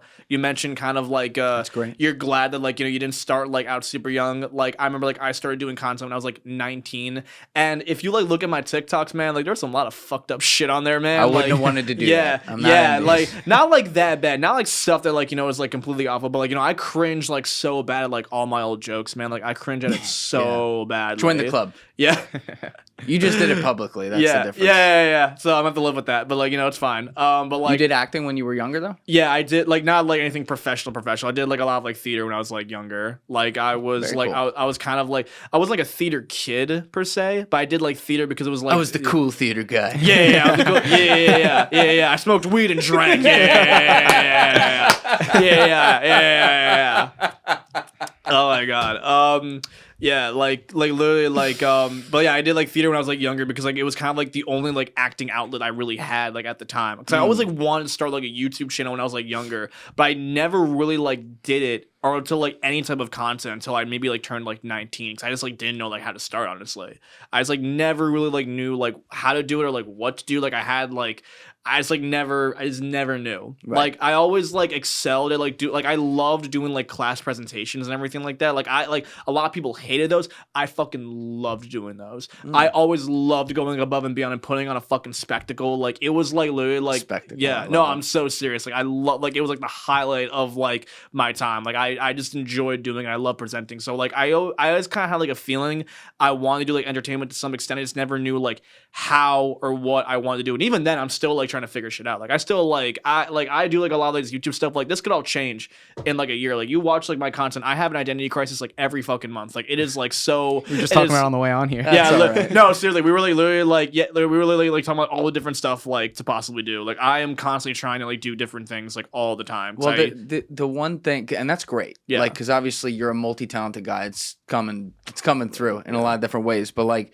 you know, if you had like, let's just put a round number on it. If you have 5 different, very different types of talents and entertainment that you want to do, stay with what you're doing to build on what you have right now, because the talent's there, the quality's there, the growth is there, the need is there to tell these stories, get them investigated. Like you're adding value for people. That's big. It's like we talked about earlier, it's not a commodity.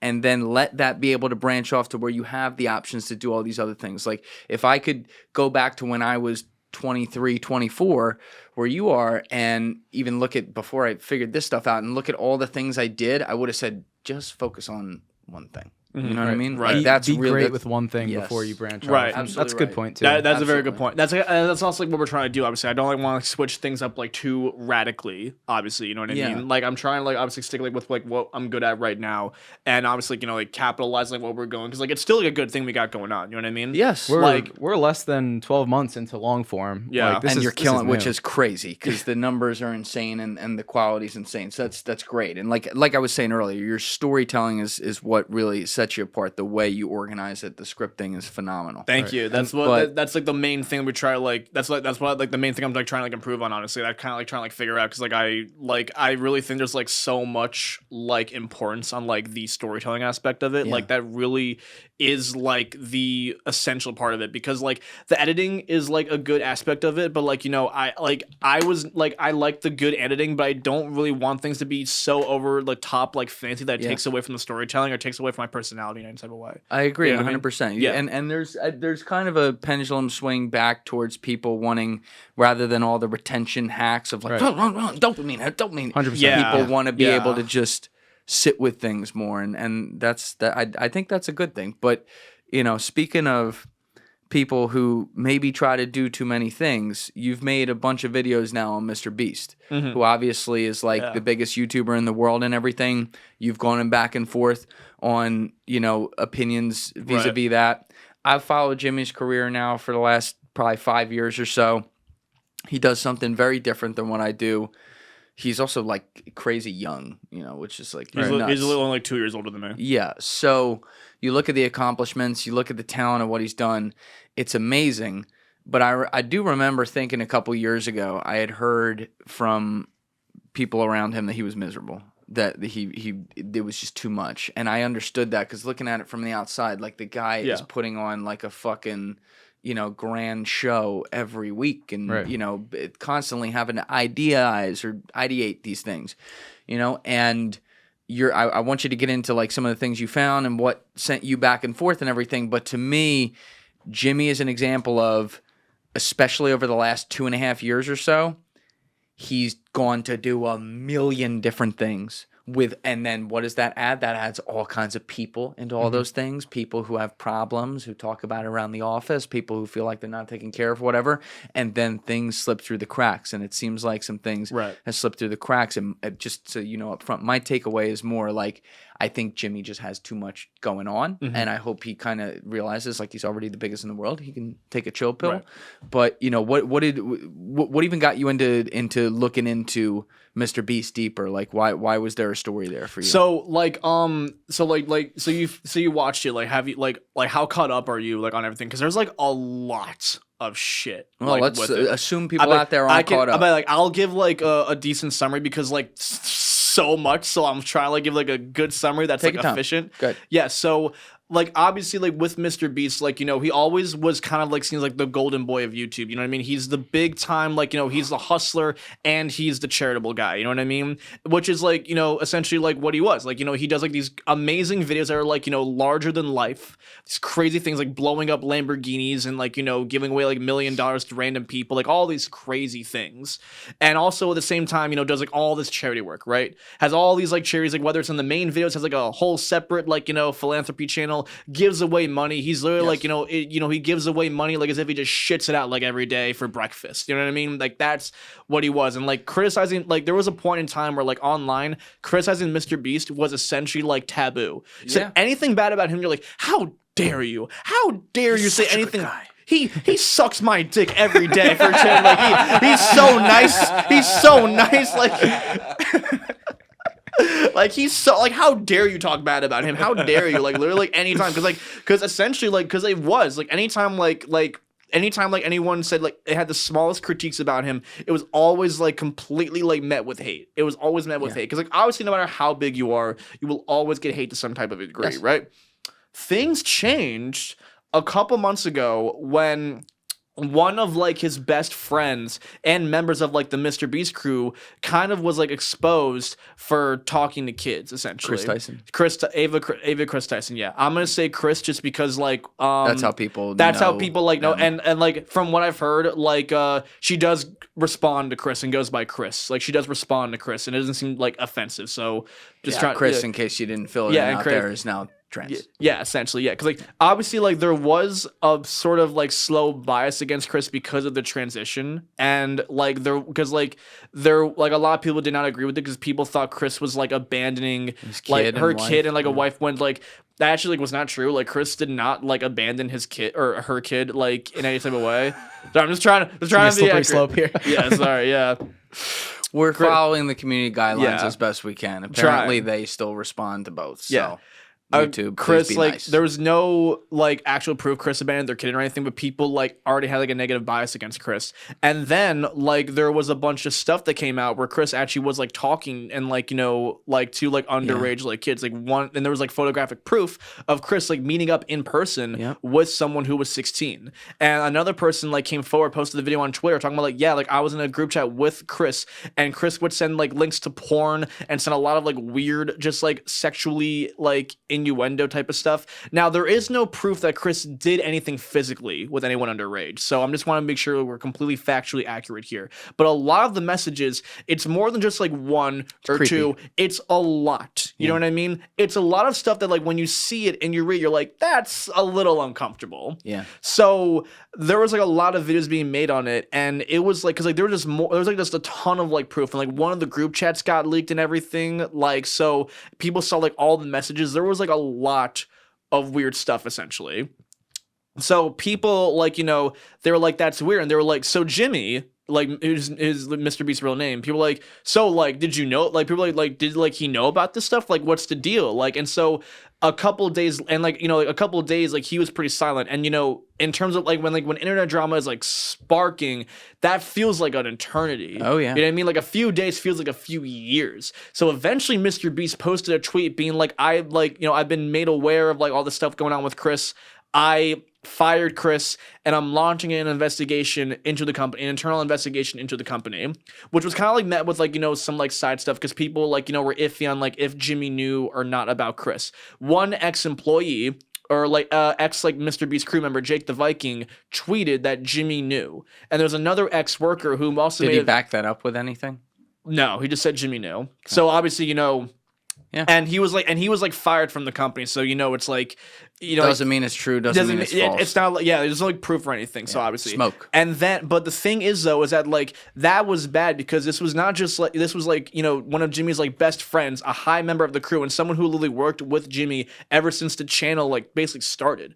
Like Chris was with Jimmy back when they were filming videos on like a shitty, you know, smartphone. Yeah. Like so it's since the very beginning. One of his best friends. So like obviously whether Jimmy knew or not is up in the air. Like, and so, but the thing is though, that was just the beginning of what started, even though it was pretty bad, because the exact same day, I'm not even joking, in the same 24 fucking hours of Jimmy posting that tweet, an ex-employee posted an hour-long video titled "I work for MrBeast, he is a fraud," where he gets into a bunch of different stuff. He doesn't even talk about Chris. Oh, I didn't watch this. I saw this video though. He posted an hour-long video where he accuses Jimmy of like faking videos, rigging contests, hosting fake giveaways, hosting illegal lotteries, using gambling to market the children, a lot of shit, and posts like all this like stuff. And one of the biggest takeaways. This is Dogpack, right? This is Dogpack 404, aka Dawson French. Like essentially, like I love internet names. Yeah. Oh my god. Yeah, I know. Crazy as shit. This was I was sick with it 21.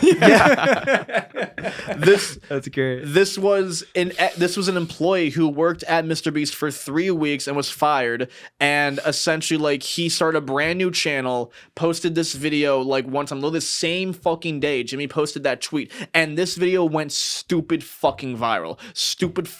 We're talking like 15 million views on it, and like people were like quick to believe him because he said like, I'm not monetizing this video, it's just for educational purposes and stuff like that, which is true. Like it's not monetized at all. You got a lot of subscribers from that. We'll get into all of that too. Like we're gonna get into like a lot of it. Like we're gonna get into like a lot of I'm it. gonna let you finish. Like about to say like and like that was just part one, right? An hour-long video. And so like that was like, and that wasn't even like the serious stuff, by the way, because like obviously Has he released part 2? He released part 2 a week later, and this time he talked to an ex-employee and an ex-contestant who used to work for MrBeast as a writer. He also was in one of MrBeast challenges, and he was in a challenge that was never uploaded because of how horrible it went. So essentially, this employee claims that Jimmy like fired him because he wanted like to be paid more fairly, but they were like, no, you want to be paid fairly, you're fired. And he also claims that he was in a challenge that went super wrong because he claims that he was basically being tortured, like in the video. How so? Basically, so the challenge was The challenge. Here's a waterboard. I'm gonna pour this down your throat for 85 seconds. oh my fucking god! And if you breathe at the end, you win $5,000. Survive challenge. That's so fucked. That's so funny. Jesus Christ. Like, essentially, like, in the what was it? So like the challenge was like basically you stay like in this room for like 30 days, and if you stay there for like 30 days, you win like 300 grand. There is a version. There was a like he did post a actual version that obviously like because the ex-employee, his name's Jake Weddle, and the actual like he did like because Jimmy MrBeast, they actually did post a video of someone doing a challenge like that, and it's very very similar to like what Jake Weddle did. So essentially he stays like in the room for around like 30 days, and it comes with like and part of like the challenge. He gets like all of this like stuff, like a hot tub, like an ice cream machine, and like a bed and a pool table and a skateboard, and like every single day, they take something away. It's like, all right, like day 1, do you want us to take away the hot tub or like the ice cream machine? And he claims that like during this time, like it was like super torturous because like they would never turn off the lights, and he was like being sleep deprived. They would never tell him the time or let him get any sunlight, and like he made like a joke that this was technically a war crime because it goes against the Geneva Convention, because, sleep deprivation is literally against the Geneva Convention. When, if you look at the actual, Geneva Convention, guidelines, it's not fitting the war crime definition in the slightest. They took that so badly out of proportion. MrBeast did a war crime to me. That was the initial rumor, but literally that's just not what happened. But regardless, stop being so dramatic. Yeah, I get it. It was bad. Yeah, but and he whatever. claims that he was only there for 10 days, and and he claims they really pressured me to stay in there. The way he makes it sound Sounds sketchy. He makes it sound as if he was forced to stay, Right. and how he's basically being tortured. And the big bombshell that they dropped in that video is that MrBeast hired a sex offender. He hired a sex offender that worked for them for quite a while, who went by the nickname Delaware, and they nicknamed him Delaware because of the fucked up thing he did in Delaware. Yeah. All right. Yeah. Was there an inside joke there that they were unaware of? So So I'm gonna break down everything. Okay, please. I'm just stating I'm stating everything in chronological order. So essentially, like what happened, essentially, this Delaware worker used to work for them as like a production manager or something like that. Back in the day, we're talking like the 2018 2019 phase of like MrBeast essentially. And the day after, Jake the Viking, the same one who claimed that Jimmy knew about Chris Tyson, Yes. he cleared up like a lot of the stuff. He's like, yes, Delaware was my brother-in-law, and yes, Jimmy knew that Delaware was a sex offender. Delaware sat down with Jimmy and Jimmy's mom and told them the crime that he did, and they hired him anyway. But then Jake the Viking says, All right, what was did he accidentally like piss within 100 feet of like a schoolyard or something? So essentially what he did, was it bad? so it looked really bad out of context because essentially the crime was that like he did something to a person between the ages of 1 to 11. Yeah, that's like the worst. So All right, essentially, that's bad. what it was that like this person did was, I believe, what's called 4th degree or something. So essentially, when the person was 16, did something to a person between ages 1 to 11. Jake the Viking claims like, yeah, I don't think it's true. He had to take a plea deal because there wasn't enough evidence to support him. I don't know the details of that case, so this is just simply what the court document says. I don't know about it, but he was a registered sex offender, and this really took this was like a whole different level. They were like, all right, MrBeast needs to get arrested or something because like how on earth could he hire a registered sex offender? And Dawson, the person who made the video, he's like, all right, this is part 2 because like he says like part 3 is the real video. All right, hold on, back up a second. Yeah. Why is MrBeast hiring somebody? He's got fucking 1,000 people.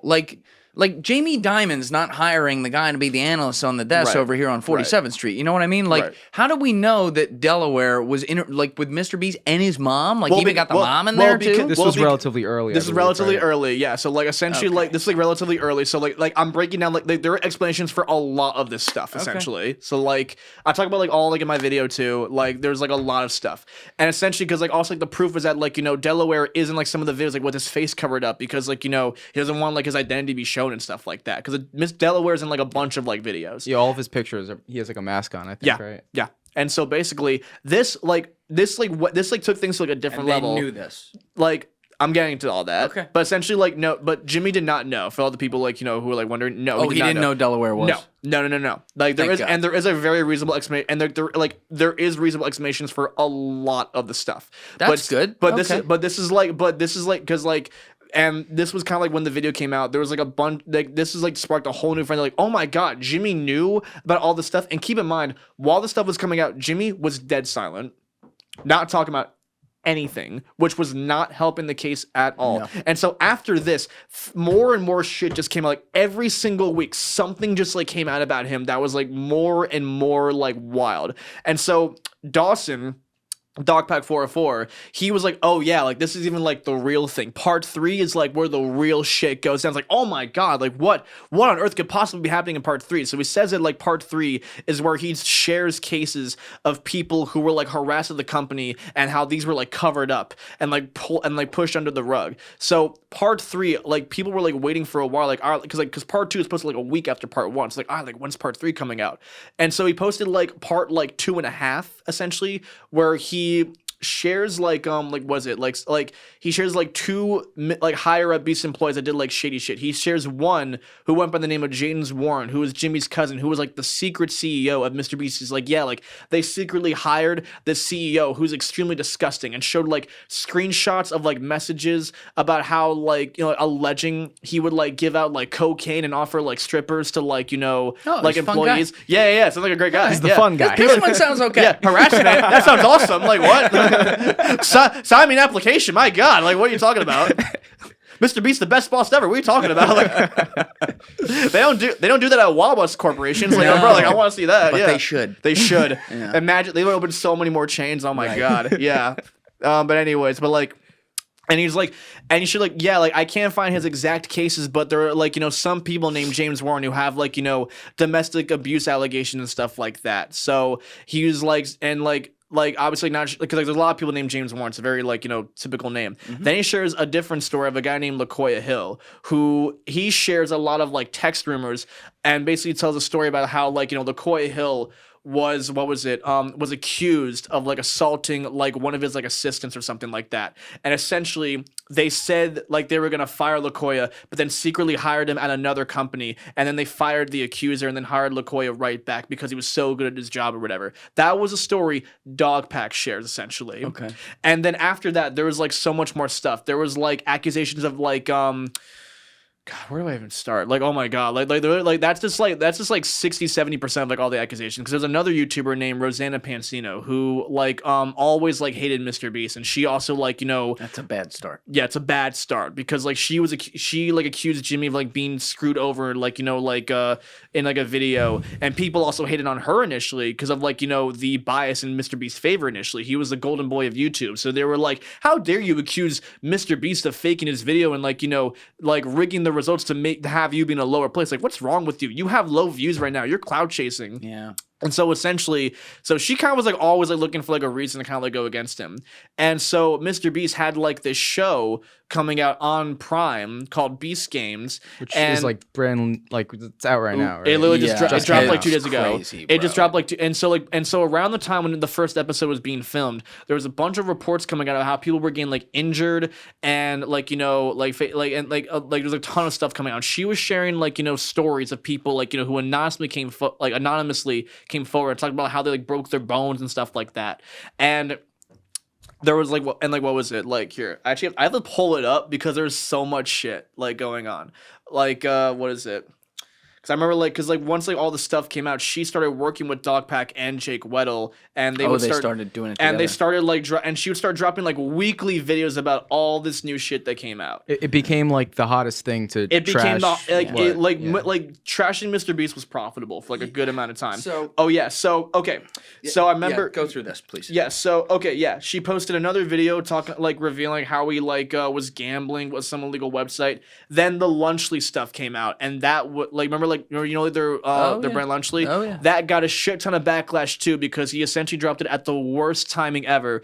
One, it was with Logan Paul, who was not exactly seen as like a good guy. That was already bad. Two, it was at the height of his controversy, so that also was not good. The fact that it's bad when Logan Paul is only the second most controversial person in the group. Yeah. It's like bad. So and people were like, how could you drop a processed food product marketed to Yes. children? Like, what's wrong with you? And once it dropped, like on the rollout, it was like, oh, the cheese is moldy. Like there's this, there's that. Yeah, So because it just kept on she piling posted on. the video where she tried the product live on camera, and the cheese was molded. There wasn't just one or two YouTubers who posted a video with moldy cheese. It was a ton. It was a ton of people who posted pictures of moldy cheese. I'm not saying that. Listen, I'm the last guy who's going to be like, you need to launch a vegan brand or whatever. But the fact that these guys, and MrBeast is one of them, this was a little disappointing to me. He's launching chocolate bars that are processed, Lunchly. Remember what were they called? Snackables or something? Lunchables. Yeah. Because the brand, the point of it was essentially to dethrone Lunchables, and people were like, "That's lazy." What? But do you see how bad we now know how bad that shit is for you? The stuff they put in it, and now he's in this era of open source, we can know what's in shit, and people are talking about not poisoning our fucking kids and stuff. That was disappointing because I'm like, can't you? Again, don't make something vegan or something, but make something normal that doesn't have I don't know if this one had seed oils in it or whatever, but I had bad shit in it. You know what I mean? They pick, and then Logan, who's built like a brick shit house, he's 2% body fat, trains like a motherfucker, watches everything that goes in his body. It's lunch and Prime.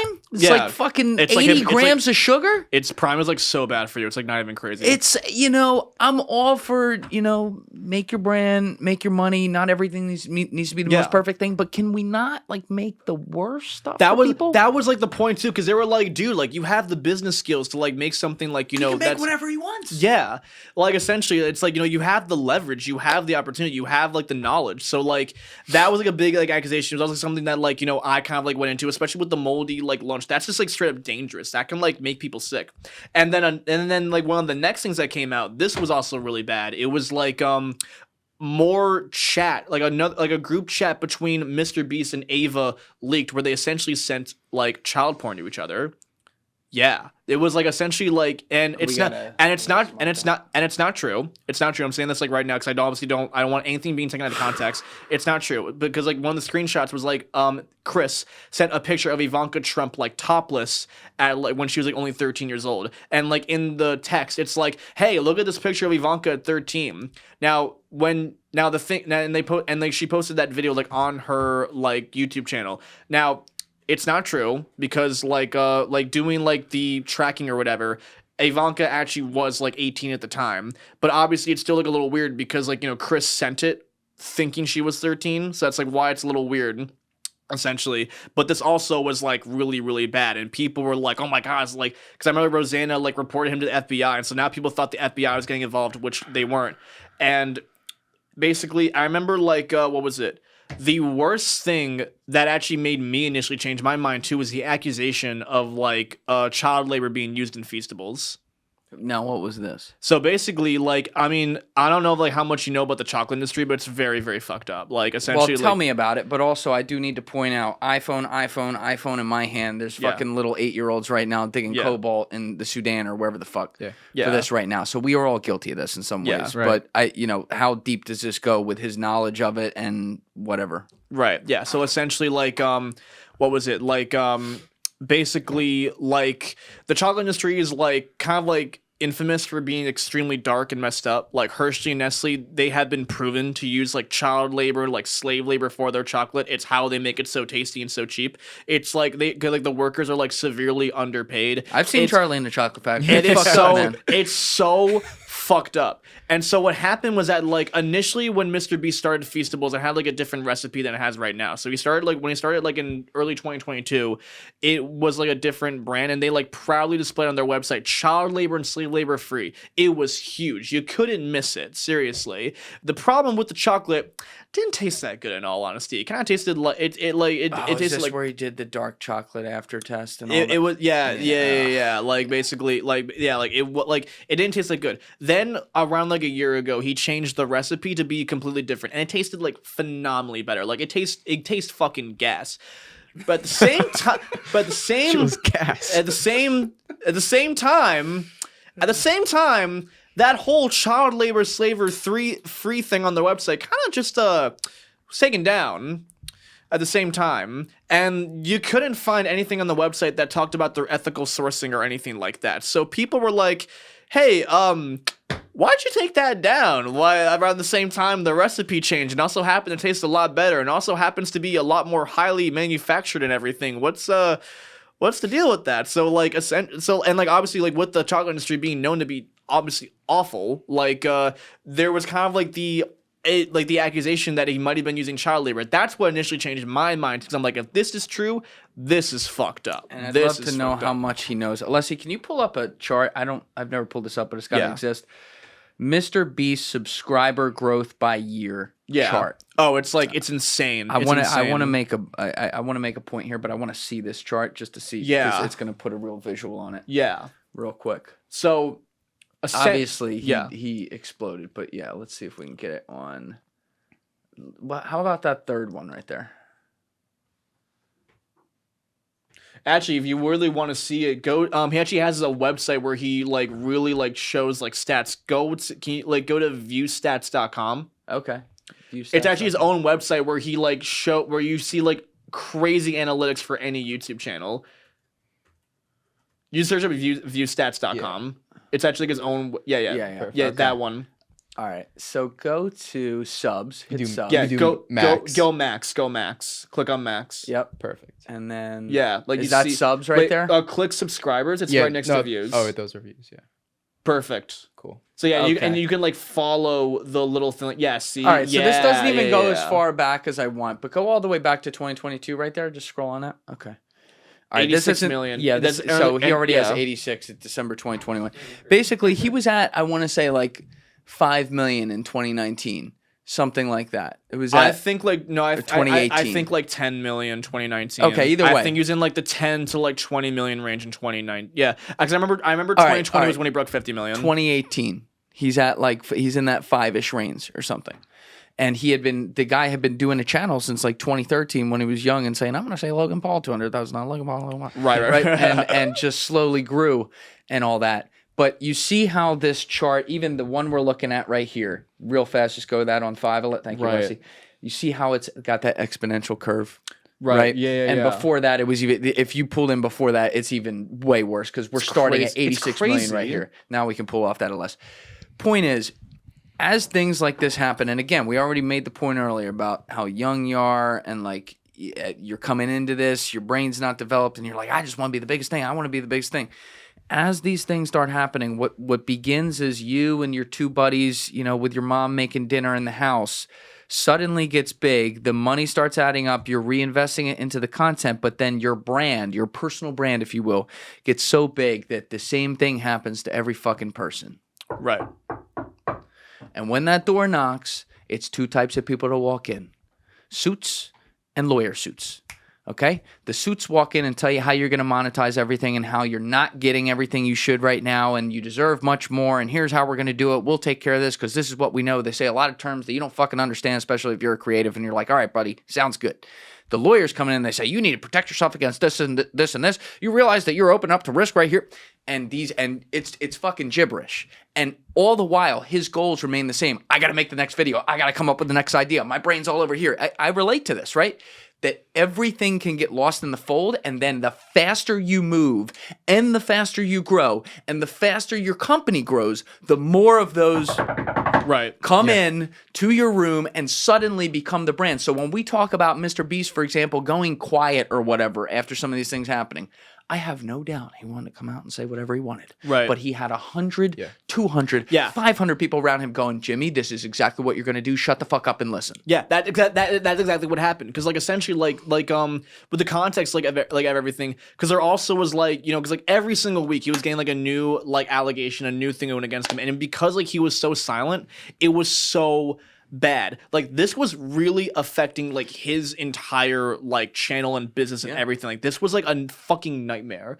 Like his views were like starting to go down, and like he was losing sponsorships. He was losing a lot of brand deals. Like the Amazon Prime show, which was like $100 million budget, and, like the craziest thing he's ever done. Like a lot of the shit was starting to like go down. Like it was a fucking dumpster fire, and like he really like couldn't speak about it at the time. So I remember like essentially what happened was like, I remember I made my first video when I think it was like when only maybe like 60% of the allegations like came out initially. When like 60% of the stuff came out. And I remember I was like making a video. It wasn't as research as I wanted it to be. And I remember I defended him. No, I defended him in the video. I was like, guys, like come on, he's the charity guy. Like relax. Like he's probably like just it's probably an explanation for all this. And the people called you out. The comments got pissed. Man, they were like, man, get it out of your mouth, bro. Like, goddamn. Like,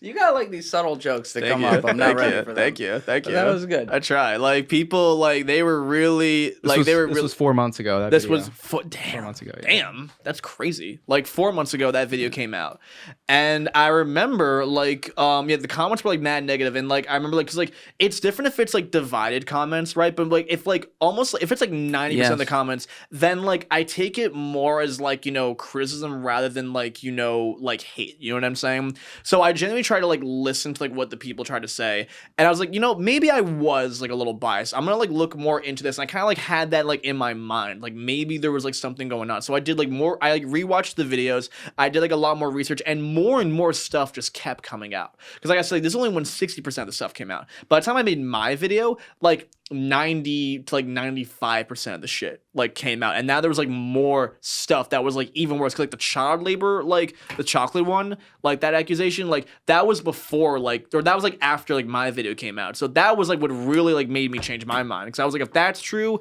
man, if that's true, which spoiler alert, it's not true. It's not. It's not true. He does not use child labor, which I was so happy to learn about, and I'm gonna explain. We got to say that up front. Yeah, like essentially, like he is No child labor, no slave labor, no. We'll not explain true. what's that company called that he worked with? Tony's Chocolonely. So this is basically like how, because like it's important to explain everything in context because like this is like why a lot of people didn't know certain things. So I remember like I made my first video and it was like very, very biased in like MrBeast's favor. And then I remember I made my second video where I was like, okay, maybe he's not that good of a guy after all. And I explained I basically talked about everything that I like just talked about like for like the most part. And then I remember like I actually got reached out to him. Like he actually saw my video and DM'd me personally. We woke up the next morning with a DM and I like freaked the fuck out. I was like, oh. What was the video titled again? It was titled "I Was Wrong, MrBeast is a Monster." Oh boy. Yeah, that was. This was 2 and months ago. I did not think he was gonna see that shit like at all. MrBeast is a monster, and it goes pretty viral. He's not gonna see it. He saw it in what 12 hours maybe of it being. He's posted? got fucking less than 2,000 24 people working for him. He's probably got people in a fucking farm there, like, oh, MrBeast, they made another video about you. Yeah, probably. So then I remember he actually like reached out to me, and like and I remember like a lot of the stuff was like, and I remember because like a lot of the stuff was explained to me, and like a lot of it like made sense for the most part, like essentially, like, and so. All right, can I? Yeah. This is some unsolicited advice. When we're having a conversation like this, because you're going to make more videos on this, people will still stay watching the video if you say some of this stuff up front. Right. You know what I mean? Right. So, like, because it builds up to sound like he's fucking Hitler. You're and right. And he's not. Yeah. What he is probably what I said, which is that growing too fast, too many people in the fucking room, and he's getting fucked by some bad people. And there's things that he has to, like, I've said this for a while, not that my opinion matters, but like I've said to people for a while, like, I hope MrBeast slows down a little bit and takes a breath because he's already accomplished more than anyone else. Like, you have your whole life in front of you. Agreed. There's no need to have all these, leaks in the dam that can happen. And that is because that's how I felt when I watched your videos on him. That's how I was feeling. I'm like, because that title, then I'm listening to the episode and I'm like, yeah, okay, he's not.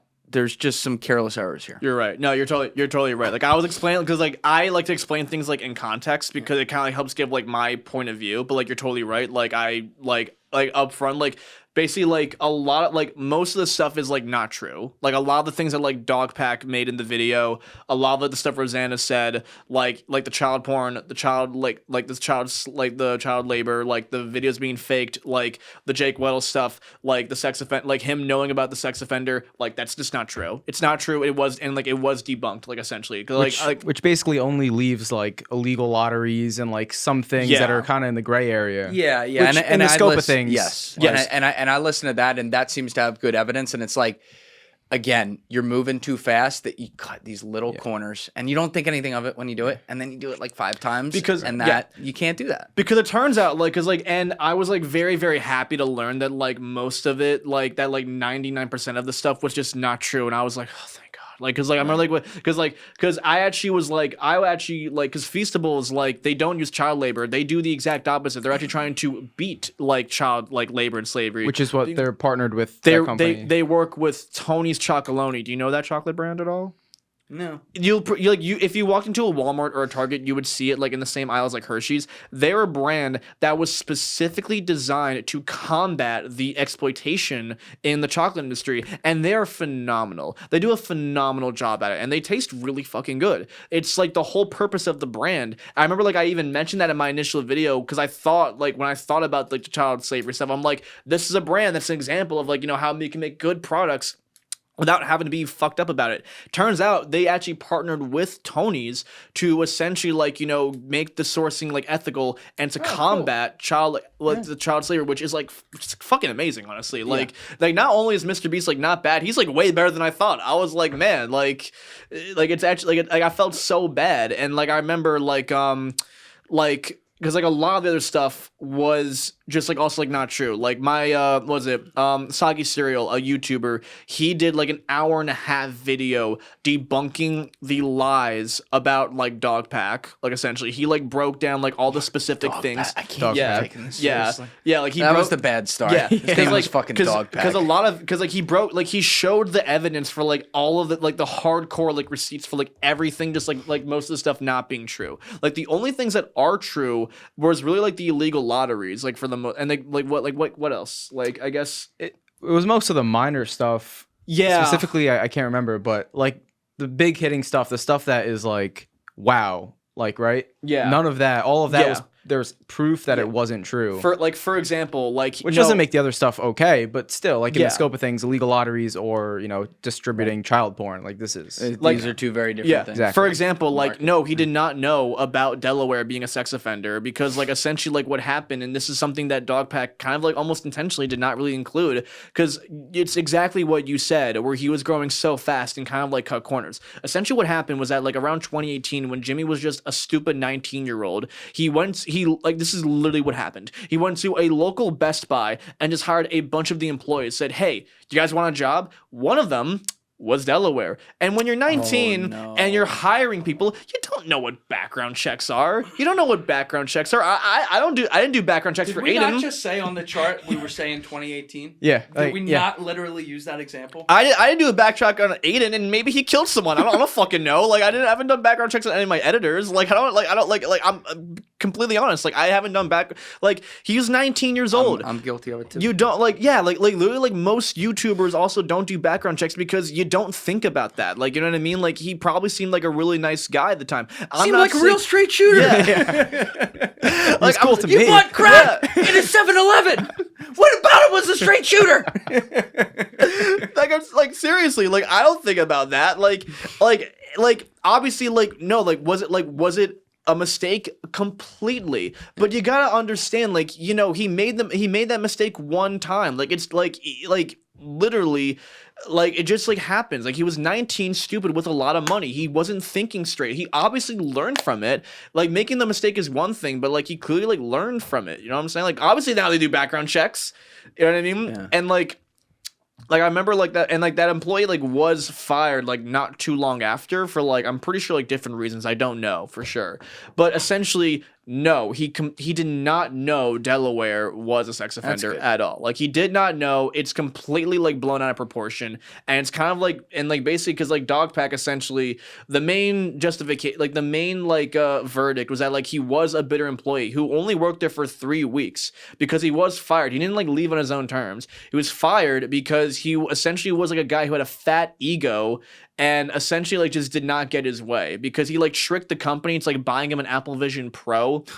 He had like all his ideas just straight up were not good because he worked in the ideation department, and your job essentially is to create ideas for the channel. Yeah, Just think. Literally, like, and he would submit ideas that like were not like clearly jokes, but like he submitted them as like serious ideas. Like, for example, like I tried every drug was like an idea, or like I bought 1,000 boob jobs was like a fucking actual like video idea he on submitted. a MrBeast video. On a MrBeast where his video. fucking audience is like As his 13 to job. 17. Yeah, and it's actually and it's ironic because he also was like, MrBeast has a kid audience and he's exploiting that. Well, also he did that like also like submitting the boob job video idea for like a channel. It's projection. Yeah, and like because I remember like a lot of the accusation was like also like targeting kids. Like, I will personally say, like, I don't think MrBeast like targets like children as like an audience. I genuinely like, don't think that at all because it is like a big criticism he gets. Like, I think there's a difference between targeting children and just simply having to have a large children audience, if that makes any sense, because their videos, they're targeted to be appealing to anybody. Yes, right. They're G-rated. They're fun. They're also G-rated. ad friendly, and when they're ad friendly, they're basically kid friendly. Ad friendly is kid, like, because ad friendly is like kid friendly, but it doesn't mean it's specifically marketed towards kids. They don't like focus on like child psychology or whatever, because if they did, they would be doing what Cocomelon does. Like who? Cocomelon. Exactly. There's a reason why you don't know what that is. It's literally a kids like lullaby channel. Like, seriously, like, exactly. Wouldn't know. Exactly. Yeah. But there's a reason why we know who MrBeast is. Yeah. We're not children. Yeah. There's a reason why we know who he is. There's a reason why we watch his videos. If he was marketed to kids, then I want to know who the fuck he is. Like, you know what I mean? I want to watch his videos if they were like so like kid targeted. You know what I mean? Like, so like that's just simply like not true. Like, literally, like employees like who I've talked to, like they get like frustrated when like they're accused of like targeting the children. It's just like not true. Like, like even as someone who like openly criticizes MrBeast, I don't think that at all, because like just because he happens to have a kid audience does not mean that he specifically targets kids. Well, they very you should compare this to Jack Doherty and how he targets and then turns it into like the Yeah. OnlyFans things. This is something that Oh my Okay, god! 'cause I didn't see the Jack Doherty This was video. like one of the most fucked up things I've ever seen. And And like, can you tell people who Jack Doherty is? So who Jack, don't know? so Jack Doherty is one of the most hated YouTubers. Essentially, he got famous off doing like bottle flip videos back in like 2018, and then he started doing pranks. And But he's like then a streamer now, right? he's like streamer, a yeah. sort of. He kind of got banned off streaming because he like crashed his car while like. Oh, I saw that. Yeah, And he was worried about the car and not his fucking passenger. yeah, that was like he essentially like and like a lot, yeah, like essentially like a lot of his videos were kind of like pranks and like vlogs and like just like being outrageous. But then like around like 2023 was when he started like doing like a lot of like brain rot short material essentially. And the thing was that like what he would do is that like he would make these shorts like as brain rotty as like ADHD appealing as possible. Like And what kinds of things are we talking? It's like I don't even know how to describe it honestly. It's like just that like brain numbing, but like retention, like he like driven. having like the text and like the typical like shorts music and like having like hot girls like doing stuff or like oh here's a good example. yeah. It's like those videos where it's like talking to the mic, I'll buy whatever you want. Yeah. He would do like a lot of like those, but like with the advertising like very clearly edited to like market like like for like he'd basically have like a really good looking girl go up to a little kid in Target and be like, name your favorite YouTuber, and if it's like the right one that she's thinking about, then I'll get you anything you want. And then she's like walking the kid around the store, like So- aimed towards kids, Yes. and then I got going it. on to explain what So the girls essentially, do. Right. essentially, like what he does that, like he has like all these like hot girls making like kid friendly material, builds up a kid friendly audience, and like essentially what then he does, he's like he'll market like their he OnlyFans. with the basically, videos. I don't He know if link- he he link- manages, but he manages yeah. all these girls And on like a roster, and all basically. like and all these girls like he has like a roster. It's like a team. How old is he now? 23? 21. Like just turned 21. Okay. Yeah, essentially, like he had like, and like he'll have like these girls, like they'll also build up their own channels too. They'll get like millions of subscribers, while also doing it on his own channel as well. Essentially, like like doing like all this like brain rot like ADHD content for kids, and then advertising like their OnlyFans, which is where they make the real money. And it worked, like honestly, because essentially it was like selling OnlyFans to children. That's what it was. It's like so fucking disgusting. And like but it makes like so much money because like he said like in a video like like in some type of interview that like OnlyFans like makes him the most money. like percentages of his income, and That's it's where whatever percent. that's where like the $10 million mansions and like the sports cars come from. That's like where the real shit comes from. It's from like selling sex to children. It's so fucked beyond comprehension. Do you watch any OnlyFans? What? Have you ever watched OnlyFans or been on it? No, I'm kidding. No, I haven't. Did you just hit me with the Rizzler? Because by the way, I need an expose video on the Costco fam. That needs to drop immediately. Did you see the Immediately. I remember I saw a tweet where it's like they were like celebrating Hanukkah and people were like, oh, this explains their sudden rise to growth. Oh my god. It made me laugh so bad. Oh my god. Fuck, I can't tell this one on camera. Damn. Remind me to tell you off. I'll Yeah, remind you. I can't do my boy like that. I actually like because like we But live there's a near funny we live backstory near to them. them. We live near them. They're so New like Jersey guys. yeah, so I wanted to like Not hit them up. anymore. They live down in Boca now. That's what okay. Wow. That's what I've heard. They live in like Boca Raton. But Rizzler lives in. I know that I'm not gonna Rizzler say lives in where. by- Jersey. Yeah. Yeah, he's in The Jersey. Jersey Joe, or what's it? Jersey the Joe. guy who dances. I love Jersey Joe. Yeah, don't even get me started. But Jersey content creators. Sorry to get on the tangent, but like so do you go on there? No, you, I you- don't. You can be honest. No, It's I mean I make money on there, but I don't like indulge. Leslie's over here like, yeah, I'm his biggest fan. I've yeah, never, tell I got the Lambo. I've never been on it, and I Yeah. never want to go on it. I am actually stunned. I'm usually not surprised by how low society will go on certain things, but I'm stunned by how clearly pervasive this one is, because it's not just basic porn or whatever. These are people talking to you on the other side. They have a direct financial relationship with Yeah. you. They're incentivized to do, at times, fucked up things. And like, have you seen this Lily fucking? Oh, what's that her is last name? crazy. What's her? Oh my Is it, god! I was like, we're talking about Phillips? the Is girl, it- Lily Phillips. Phillips. Lily Phillips, the girl. So with that the shit is 100 girls. crazy. This That one girl, shit- she wants yeah. to sleep with 1,000 guys in a day. Right. And I just look at this, and her mom is apparently her accountant. Her father supports it. I Her didn't know this. sister's like the marketer, and I did people not know fact this. check all that. But like, I see this, and this is where you ever seen a movie? Oh my god, why am I blanking out right now? fucking 2002, Martin Scorsese, Leonardo DiCaprio, fucking Gangs of New York. Sorry. Oh I no, blanked out. it's on But my watch list. there's No. oh my god, it's a classic. So there's a scene heard, in there. yeah. Daniel Day-Lewis, who talks like this in real life. He talks like this the whole fucking movie, and he's got this crazy voice. He's like, "The Butcher of New York," and every fucking thing he says is like all dramatic. But there's one scene where Leo DiCaprio is like in bed with Cameron Diaz just chilling, and he gets woken up like in the middle of the night, and the butcher's just sitting there with an American flag draped on him, just like looking at him, like staring him down, and he gives him this like speech, and Leo's like, "What the fuck?" And in the middle of it, he goes, "Civilization is crumbling."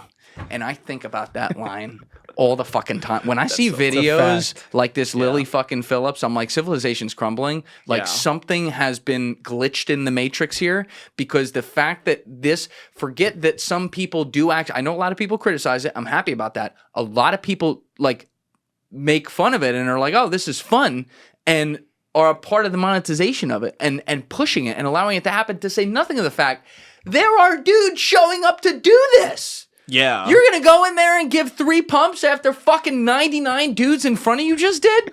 Are you like, that's Darwinism. Yeah. Right there. That's Darwinism. But when I see this, maybe I'm just naive, but I am genuinely shocked at how pervasive that's gotten. And the fact that it's monetized with people who are like these supposedly mainstream streamers and mainstream YouTubers, that they're running business. What's the difference between that and prostitution? I'm about to say, dude, like, OnlyFans is basically like legal sex trafficking at this point. That's it's like, what I'm it's saying. literally sex trafficking with extra steps. Like You seriously, know, because Sophia Rain made $43 million. 43 I saw million. that. I think it's like I mean, 1 month too. That's Like, 1 month. That's insane. Like, No girl's that hot. Sorry. it's just like, Sorry. you're right. Like, the society is like, I mean, with the Lily Phillips thing, that's crazy. And then did you see that? It was like a documentary that came out after, and she's talking about, she's like crying on camera and stuff. Oh, like, you save cannot it. be asking Save for it. sympathy after No, that, right? it's Like, wild, and like it's I don't it's know. like it's definitely like a two-way street, because like on one hand, like I definitely don't support like OnlyFans at all, but at the same time, like, you know, people pay for that, like, you know what I mean, like they support it. Like I'm not gonna act like I'm not gonna shame people. You know what I mean? I'm not like, if I was born with a fat rack and a nice ass, you know what I mean? Like I'm not gonna. I would be thinking about it too. You know what I'm saying? Like That's if I the could make thing. $43 million from flashing my nips, hey man, I would genuinely consider it. Maybe I'm not wired that way. Maybe but not. I see across the population, I see exactly what you're saying, and that Yeah. is what it is. And then, you know, you did an amazing video on the porn Right. stars, Yeah. and the downsides of that. And there was one girl, and I want you to go through this whole thing because it's like really sad. But there was one girl in there who told the story about how her mom disowned her, and then because of what she did, and then her dad, who was, and I think her mom like tried to monetize her, whatever it was bad. And then her dad, who was like, I guess divorced from the mom, was like a religious guy and didn't even want to be seen with her because of what she did. And this is someone who I assume made a decision to get into porn when she was like 18 or 19. Again, you're a dumb fucking kid. Obviously, she had like a nice rack and she's like, oh, I can monetize this. Right. And now she's getting older, and she said something that was so above all of it, was the most devastating part, which she's like, I don't even want to have kids because Right, I think we're talking about Riley Reid, yeah. I would never want to subject them to what Right. they would get because of what I did. And like, honestly, as a human being, because I can see like now it's starting to reach upstairs for her. You know, she's not just this completely empty-brained whatever. I mean, I feel so bad for that because I'm like, fuck. you can't take it back. It's, You can't. You take it back. can't. Mommy take it gets back. railed on camera. You're railed on camera forever, bro. Yeah. I'm just saying. Like, No, it's true. Yeah, that right there is how you made. By the that's how you were made. Shows her like the video of like getting rog dog from the back. Yeah, yeah. yeah. But what can you take us into some of your research there and like what's happening with So- a lot of these ex-porn, or I guess current porn stars? Yeah, like I remember there was a time where like in the span of like 1 or 2 weeks, there was like just porn star after porn star, like, you know, announced dying. And I'm just like, what the fuck? Like I remember like seeing it like so often. And I remember like, there's gotta be something going on. So I'm kind of like looking into like sort of, because like it's kind of weird because like all of their deaths are like a little bit differently. I think like one was like overdose, one was like suicide. Yeah, and I think Emily Willis is what kind of triggered the thought for the video. Right. Emily Willis, she Yeah. I don't know what her situation is now, but she's alive, but I think she's like in a Like, vegetative state, barely or something. hanging on, like hanging by a but thread. that was the one I think that encouraged like to do even more research into making the video, right? Yeah, because like essentially, like I was like going kind of like through the industry and kind of like how a lot of it works, because a lot of it works like not really too far away from like sex trafficking, honestly. Like, a lot like, or kind of like with like Diddy in a way, like the behind the scenes, what they make them do that they don't even know they're doing. Yeah, they don't know, like they don't know at all like what they're doing. They're essentially like targeting like young girls who want some cash, who essentially will agree to do like, you know, anything like on camera, basically. And a lot of like people, like, you know, there's like stories like people who were like, you know, persuaded to do this by being drugged, by being manipulated, by, you know, under the influence of stuff, essentially. Like I remember I brought this like one story of like these people who essentially like did like a sex trafficking thing where they got like these group of girls, like tricked them into like signing up for like some type of like acting auditioning thing, when that's not what it was at all. It was literally just like for like a giant, like it was basically for like they were trying to make like their own version of Girls Gone Wild or something like that, I guess. And essentially, like, you know, they got them like super like wasted under the influence and basically like in a way forced them to sign these contracts, and they were like forced to do these gruesome, you know, things on camera for like their content, essentially. And it was like painful shit. Like they weren't getting any breaks. They were like physically exhausted. They were financially being exploited. They weren't getting like jack shit in return either. They were lied about like how much they were being paid too, on top of everything, essentially. It was so fucked up. And I'm like, this is kind of like just stuff that like goes on like in the industry as a whole. And it's honestly a lot different because like at least like with OnlyFans there's like a lot less of that, because like then like people have like, more control. They over have what more wanna control do, of I it. think. But even then, there's still shit that goes on with it, because Like what? like there's like just very like shady management. Like, you know how like In OnlyFans, I would never guess. No. Shady managers? like look at Jack Doherty. Yeah, that's That's like one of the examples I was like kind of like bringing up, because That like kid shouldn't be able to manage a fucking sperm sample of his own. Jesus Christ. Like literally, like I remember like I worked with someone who used to work with Jack Doherty, and like he told me what the splits were with these girls, and I don't want to say the number, but holy fucking shit. Like when he like tells me like, you know, like what the actual like division is, I'm like, these girls had to be like manipulated into a contract, because there's no fucking way like anyone would agree to that under any circumstances. I mean, and the reason why the girls do it is because they go from, you know, maybe not having any followers or anything to then being promoted on his accounts, because he's building a following, and then now they have, you know, their own thing. So it's all the clout, like clout chasing is what has caused all of this, really. Yeah. It's clout and money. And it's the influence. Like literally, like these girls, like they go from like, you know, random schmobo from small town, bumblefuck, like, you know, and then they get like millions of followers, millions of subscribers, money in the bank, invited to all these big time parties, and living the lifestyle they can only dream of. Like, yeah, like when you're like super young, of course you agree to that shit. Like, it's just like what it is. Like they do this on purpose. It's so fucked up. It's a really like it's an extremely messed up industry. It's so fucking dark. Like I don't like whether you like if like whether you choose to indulge in that stuff is like completely up to you. Like I don't personally indulge in a lot of it, because I just don't think it's very good for people, like in general. Like a lot of the people I know who indulge in that, there's a correlation with them being limited to very certain factors. Like ever since I stopped indulging in it, my life honestly just greatly improved. Yeah, honestly. I don't watch porn ever. Yeah, like Ever. I was never a big porn guy, but like ever since I just stopped like jacking it like completely, like I just feel great. these one-liners are great. Being serious, like I just feel you good. do Like have good one, I just feel like overall like a lot more in control of my body. Like I just feel a lot physically. I just feel a Good for lot you. better. Like, you know what I mean? Like it's a spiritual shit. Yeah, I remember I had a kid on the podcast. I want to say that was episode 41. Yeah, with Anthony Dapolito back in 2021, and he talked about like that he just didn't watch it at all. Really? And I remember like he explained it on camera and then was talking about it more off camera, and I just thought, I'm like, and this kid was younger than me. I'm like, Right. he's 100% right. I'm like, this can't be good for you. And now, like, you'll see on Twitter all the time, like, the brain scans of, like, your brain off porn versus your brain on porn. Like, you see that, and you're like, I've never seen that. I've Oh, never seen yeah. that. Dude, can we pull that up? A brain that watches porn versus brain that doesn't watch porn, Alessi? It's... I'm about to say, dude. I like, mean, you like, don't have to be a neuroscientist to know this don't look good. About to say, You like, know? dude, because like it's just like wild, because like, you know, like we were definitely like exposed to like a lot of stuff like when we were younger. Think about the people today. Think about the kids like today and like what they're exposed to. That's it. there's your brain on the left. In the middle is your brain on heroin. On the right is your brain on porn. You see how similar the feedback loop is? That's so gross. I remember I forget. I really like. I want to know. I forget who said this, and I want to know who it was. But I remember he said some type of quote. It was along the lines of like, if you want to sabotage a society, expose them to nudity and like make it like very easy for them to see like nudity or something like that. Right. Like make it like was. Do you know what he's talking about? It was like an older video, right?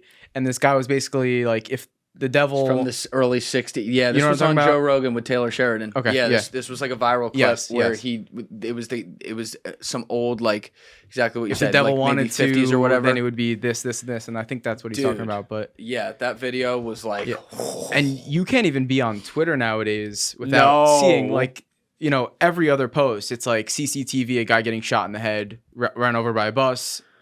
Porn, like, it's crazy, dude. Like, I think about this often. Twitter, like Instagram, TikTok, like it is so like I have to like specifically cater my Instagram to like show me like less of that shit because like it's just like not good. Like it's not.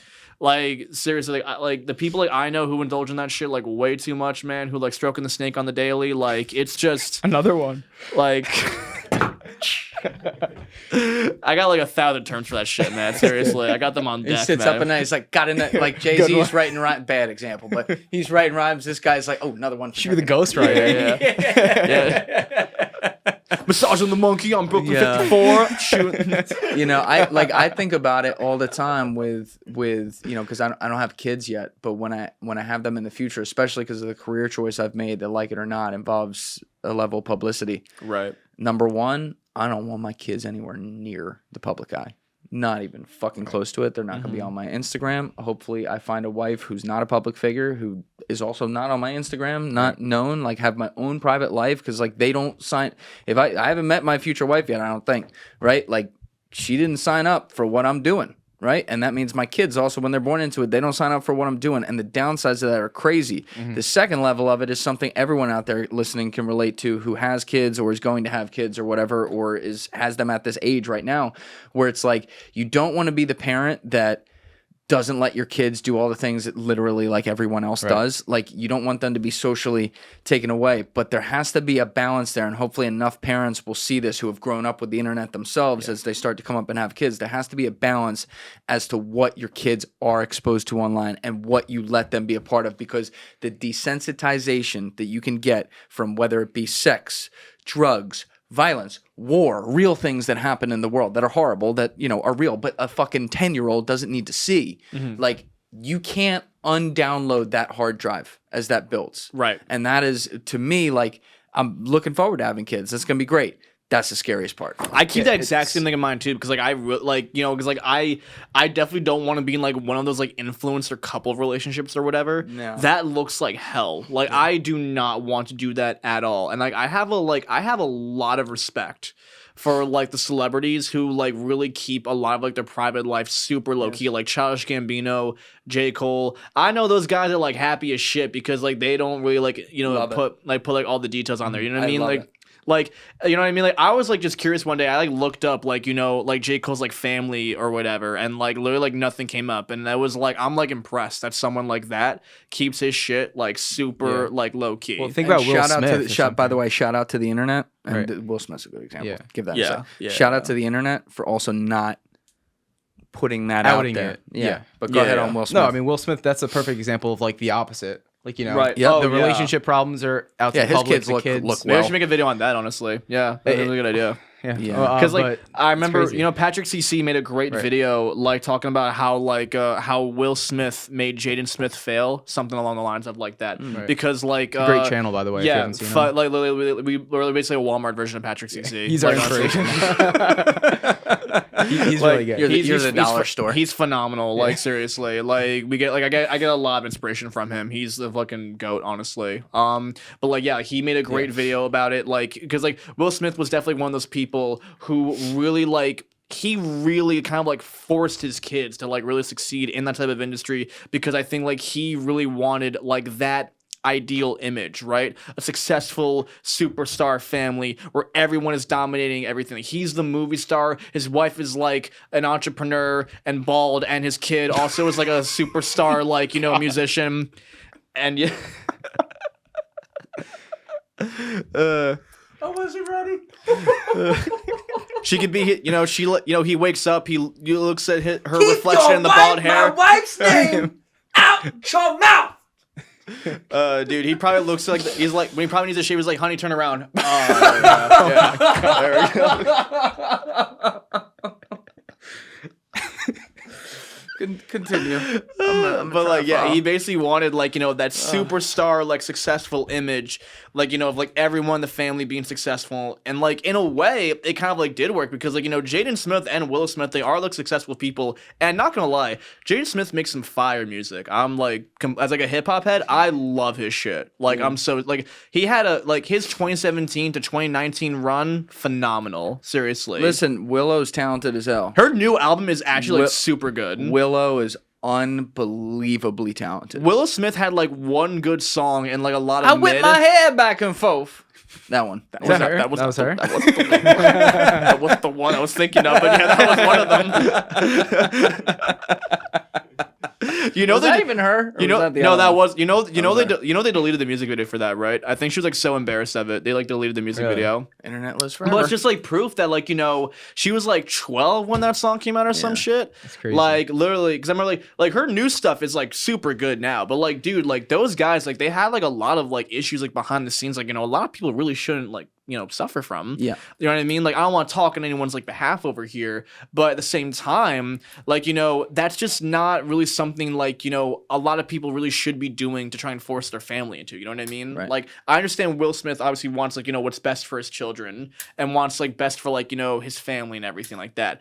But there's a difference between like, you know, presenting your kids with opportunities versus kind of like, you know, almost like forcing them into a situation that they maybe don't understand, that they maybe can't perceive or really process until they're older. You know what I mean? For sure. Yeah, and look, you can't judge everything book by its cover and whatever, but like, look at his son when he's young, cute, normal, innocent-looking kid. Look at him now. He doesn't look happy. Yeah. All right? It's like the light got taken from his eyes. And I'm not saying that was Will Smith's intention or anything, but like, I do think Will has he's a psychological study, man. But he has an enormous chip on his shoulder. It's pretty clear he doesn't have the greatest marriage. And there's things that get caught in the middle of that when you're an insecure person like him. He's extremely insecure. That then you may unintentionally do things vis-a-vis your kids that, you know, aren't long-term positive. Yeah. Like that, like it definitely comes from like a very big place of ego, because like they're like, because like the marriage, I remember like the problems with like him and like his wife just were like absolutely like heartbreaking, honestly. Like I'm not trying to dig like too deep in like someone's like beef, but like I remember when like Will Smith talked about it. Their beef. It kind of like is like beef when you look at it, man, because like these guys send more back end shots to each other than Drake and Kendrick. Like honestly, like I've never seen so much like tension. His wife in marriage. is a little insufferable, man. I got a lot of insufferable. She can't like keep their what do they call it? The red table talk or whatever. Yeah, the table. Yeah, red table talk. She can't fucking keep their family business out of the mic. Off the mic. Yeah, like dude, like Come on. It's just really like immature, honestly. Like at the same time, because like I remember Will Smith like talking about like, you know, kind of like the struggle like with their marriage. He basically was like discussing how he kind of like forced it to stay together because he wanted that successful image. In his mind, divorce equals failure. That was like his image. So like, you know, like it's like if he, you know, gets separated from his wife, then he as a person, an actor, entrepreneur, everything, it's down the toilet. That's like his like representation of like failure. Because like most successful people, obviously, you know, they like you see a correlation with them being successful and having a good relationship with like, it all their loved comes one. down to what things look like, man. Yeah, and like I said, I like, you know, I don't know what goes on super much like behind the scenes, obviously, but airing out your dirty laundry for the world with your marriage, it's just insufferable. It's just so stupid. It is. It's and you know, people, we also have to look ourselves in the mirror because we're the people that buy it. and indulge in Right, it and want to be a part of it and follow it. And sometimes like drama stuff is fun. I do not find the family stuff fun. No. And I try to, you can't, that's the thing, like hypocritically, you can't get away from it. It's all over your fucking feed. I know about the Red Table Talks. I know about some of the shit she said.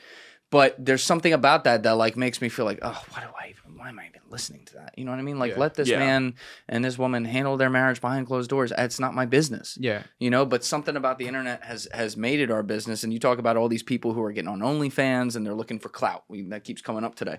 It's like Andy Warhol had the famous quote where he said, in the future, everyone's going to have their 15 minutes of fame. And he could not have been more right. No. And I'm not saying that the old world pre-internet, where it literally was the smallest group of people that could only get famous and they were completely handled by the middlemen who decided who was going to be famous, is the right way. But I am saying this world that still has that world, but now also has this whole other crazy fucking, untamed universe of people on something called the internet who can get famous doing all different shit, from videos like what you do to videos where they're making stupid faces on TikTok, whatever it is.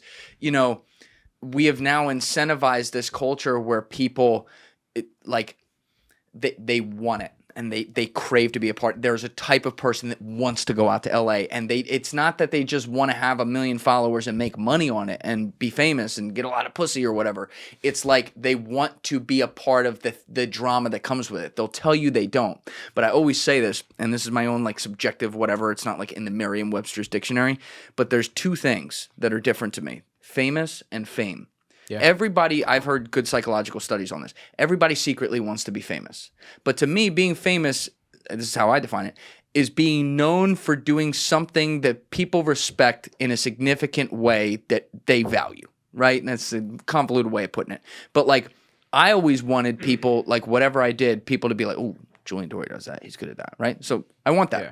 Fame, though, is the whole, I want to be photographed by paparazzi and complain about it later like I don't care, as if I didn't fucking call them through my publicist to make sure that they were there to fucking get me at this restaurant because it's hot. And by the way, fucking Steven Starr just opened this up and I want to make sure I'm there at the next one when he premieres it, right? That is fame.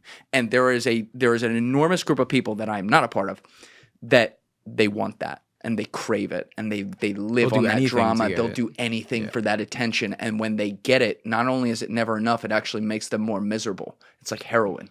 And it sends them deeper and deeper and deeper down the hole. And it leads to things like what you saw Will Smith do to fucking Chris Rock. Right. Yeah. Mm-hmm.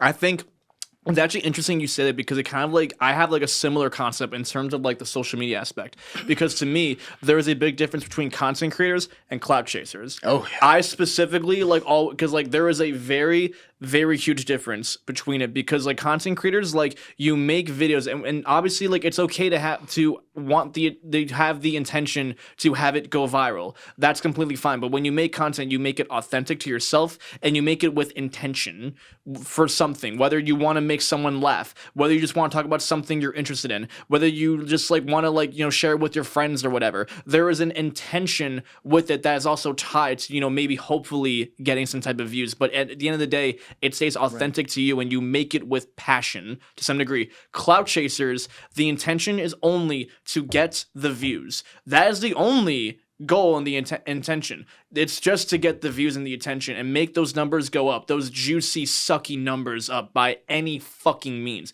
Doesn't matter what you have to say or what you have to do or anything by any means. It doesn't matter how far your dignity goes down the drain. It's to get those numbers up. There's another creator I'm actually about to talk about in another video named Johnny Sommali. Did I tell you about that or no? No. I know that name. So Johnny Sommali is a person who I'm making like a fat video on because he is a clout chaser. Fat one. This is gonna be like around the length of the Jack Doherty video probably. He is a live streamer who essentially has gone viral for all the wrong reasons. He is not a content creator. He is a clout chaser. He basically is known for going to foreign countries and just being an absolute fucking dickhead. I've seen this guy. He literally he initially went I don't know like what his history is, but his very first time going viral was when he visited Japan and he went to people on the subway and started making Hiroshima and Nagasaki jokes. He went like, "Hey, Hiroshima and Nagasaki, we gonna do it again? Yeah. 3-0, like being fucking racist as shit, like mocking their accents and everything, and just being an absolute dickhead for no reason, just no reason. And then like he actually got confronted by a guy on a train who was like American who had he was Asian, but also like, you know, he was like American, like, you know what I mean? And like he's like, hey, like, you know, I'm from Texas, like, you know, and as a fellow American, can you like stop that? It's very disrespectful. And what's funny is that like he wasn't even like Korean, or he wasn't even Japanese. He was Korean, but he assumed that he was like, you know, Japanese because he was just trying to be racist as fuck. Like he was trying to get the clips, and it went viral. Like he got what he wanted. It went viral, and he's like, oh, this works. Let me keep doing that. And eventually, like, you know, and like one thing, he like kept causing ruckuses. Eventually he got arrested and was in Japan jail for around like 3 months. Then he was like, time to step it up a notch, and he went to Israel, of all places, to start doing some more of this shit. He went to the Western Wall and started like taping pictures of like Harvey Weinstein and Aiden Ross and Jeffrey Epstein and being like, my favorite Jews ever. Yeah. Had to throw Aiden in there. Yeah. That's tough. Yeah, like Aiden Ross was like watching this, like, the fuck you say Aiden for? You know what I mean? Like 50 Cent was like, catching strays. What do you say fuck me for? It's like wild. And then he almost faced like jail in there, but then he like left, and then he went to Korea and started like, you know, acting like an absolute fucking menace again. Just kept causing like as much trouble as possible, and now he's facing like serious jail time in Korea. He's not allowed to leave the country. He's not allowed to live stream anymore, and this has been going on for like around like a year at this point. Fuck around and like find out. Literally, like that's like what a clout chaser is, and like Master Oogway, that is not a content creator. That is a clout chaser, because essentially he is trying to just get the views by any means possible. There's no like actual purpose behind like what he makes. Like I don't think like he's even and I don't mean this in like a good way. Like I don't think he's like racist. I think he's just simply trying to say things that spark a reaction. You know what I mean? Like when he says like, you know, Adolf Hitler is my N-word, he's not like, oh yeah, Master Oogway. Yeah. It's not like, oh, because I think black people are inferior. No, he's just like, oh, this is gonna piss people off. You know what I mean? Like essentially, it's not good regardless, obviously, but the intention is to spark a reaction. And it's no value content. It's mindless, no value content. Exactly. It's no value. It's to try and make you go, try and make your jaw drop as fat as possible. Like the same thing with Jack Doherty. He was not a content creator. He is a clout chaser, because it just keeps going more and more like extreme. It's essentially like my point with the video is like, you know, you have to step it up like every time. If you're building a platform of controversy, you are doomed to fail. It works temporarily, but stress is the temporary, because the thing about controversy is that if you want to stay relevant, you have to outdo it every single time. You can only do the same stunt before it gets boring. True. And when you outdo it, you're going to have to sacrifice something every single time you outdo it. That's going to be your dignity. That's going to be your friends or your family, your privacy. You have to give something. It's a trade. And you don't get the pros without the cons every single time you do it. That is the problem with it. But a lot of people, they just see the pros and they don't see the cons. And the cons are just simply worth it to them. And that's the sad part. And they don't realize that like it's not worth it until it's too late. Yeah, you got to imagine that you're watching yourself, you know? And what would this look like if I were like in a movie right now and watching what I'm doing? Would I be a good guy or a bad guy in the movie? Or, you know, someone that people pitied? Right. In a way. And if you're the bad guy or someone people pities, then you gotta take ownership of that. And you're out here telling the stories as a slippery slope example for people. I think that's great. Yeah. You know, because you don't want to do that. My new goal with content also, like, because on one hand, because like I was talking about this with Aiden for a while, because I like dissecting kind of like how people kind of mess up their careers, but at the same time, I want to start being like an example of like how to do things right. Like I realize that like with being a good content creator, kind of like I have to be a good person. Yeah. And that's kind of like one of my new goals is for like improving overall as a person. I want to like as a person like be an example. Like per se, and I'm kind of like asking myself a lot, like, okay, how do I do that? And I realize it's not really as complicated as I thought. I had to just simply do good things. So I've been like, I try to like, you know, be physically more active. Like I try to like go to the gym like all the time. I try to like eat healthy. I try to like take care of myself as best as possible, because I realize like, oh, okay, in order for like this aspect that I want to go into every areas of my life, it starts at the very core root. Yes. If that makes any sense. Because I don't want to be seen as perfect at all. I actually want I want all the flaws. Don't worry, in my we content. weren't gonna. Ouch. Okay. But as a creator, I don't like want to be seen as perfect. I want all the flaws to be seen, and I want to improve upon that because I want that to be like shown. Because I hope in like people can see that, and it makes them feel comfortable to make the mistakes and give hope. Relatable. Yeah, essentially to be relatable, like essentially to improve upon it. Because like on one hand, you were kind of mentioning how like you're glad you didn't start super young, so that you didn't show all the fuck ups, which is completely like. I wouldn't definitely have lived, bro. Yeah, I'm about to say like definitely.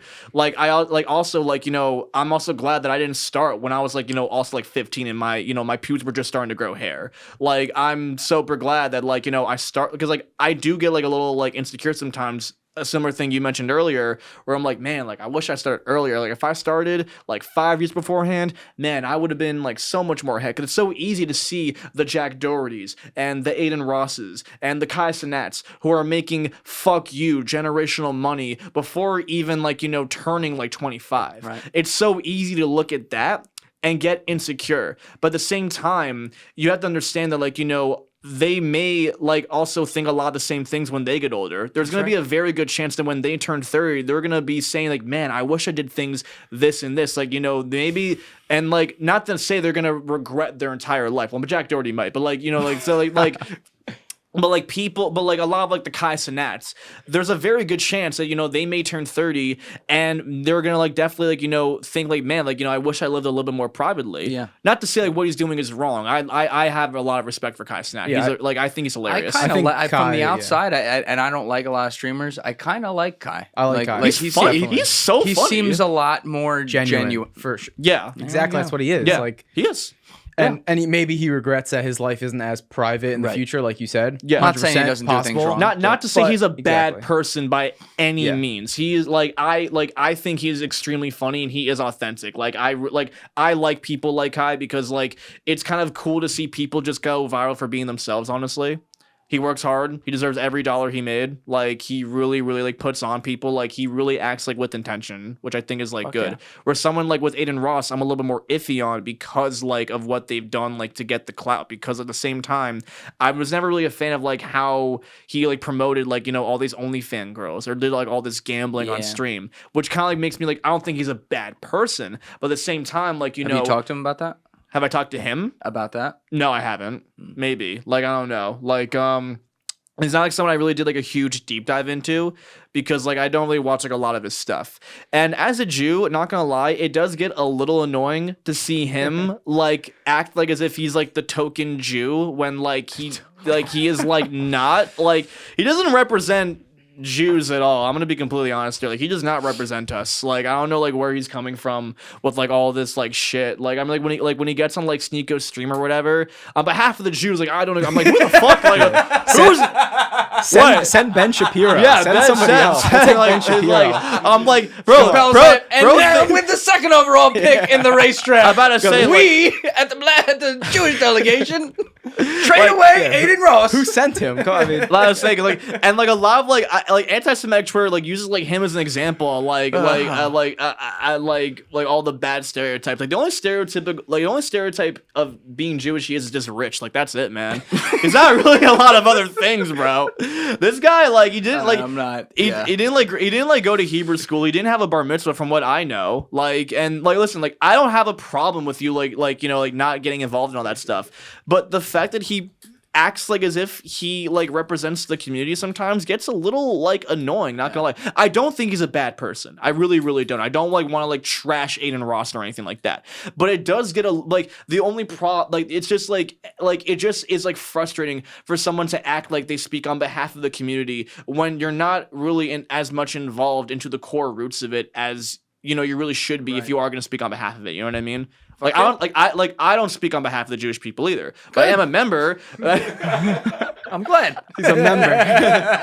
But like it does get like, but like it's just like it just gets like a little annoying to see someone speak on like behalf of like the entire thing, act like as if they were like as act like they're like there for every single moment when you're not. You know what I mean? That's really like the only thing that slightly irritates me. I don't think he's a bad person.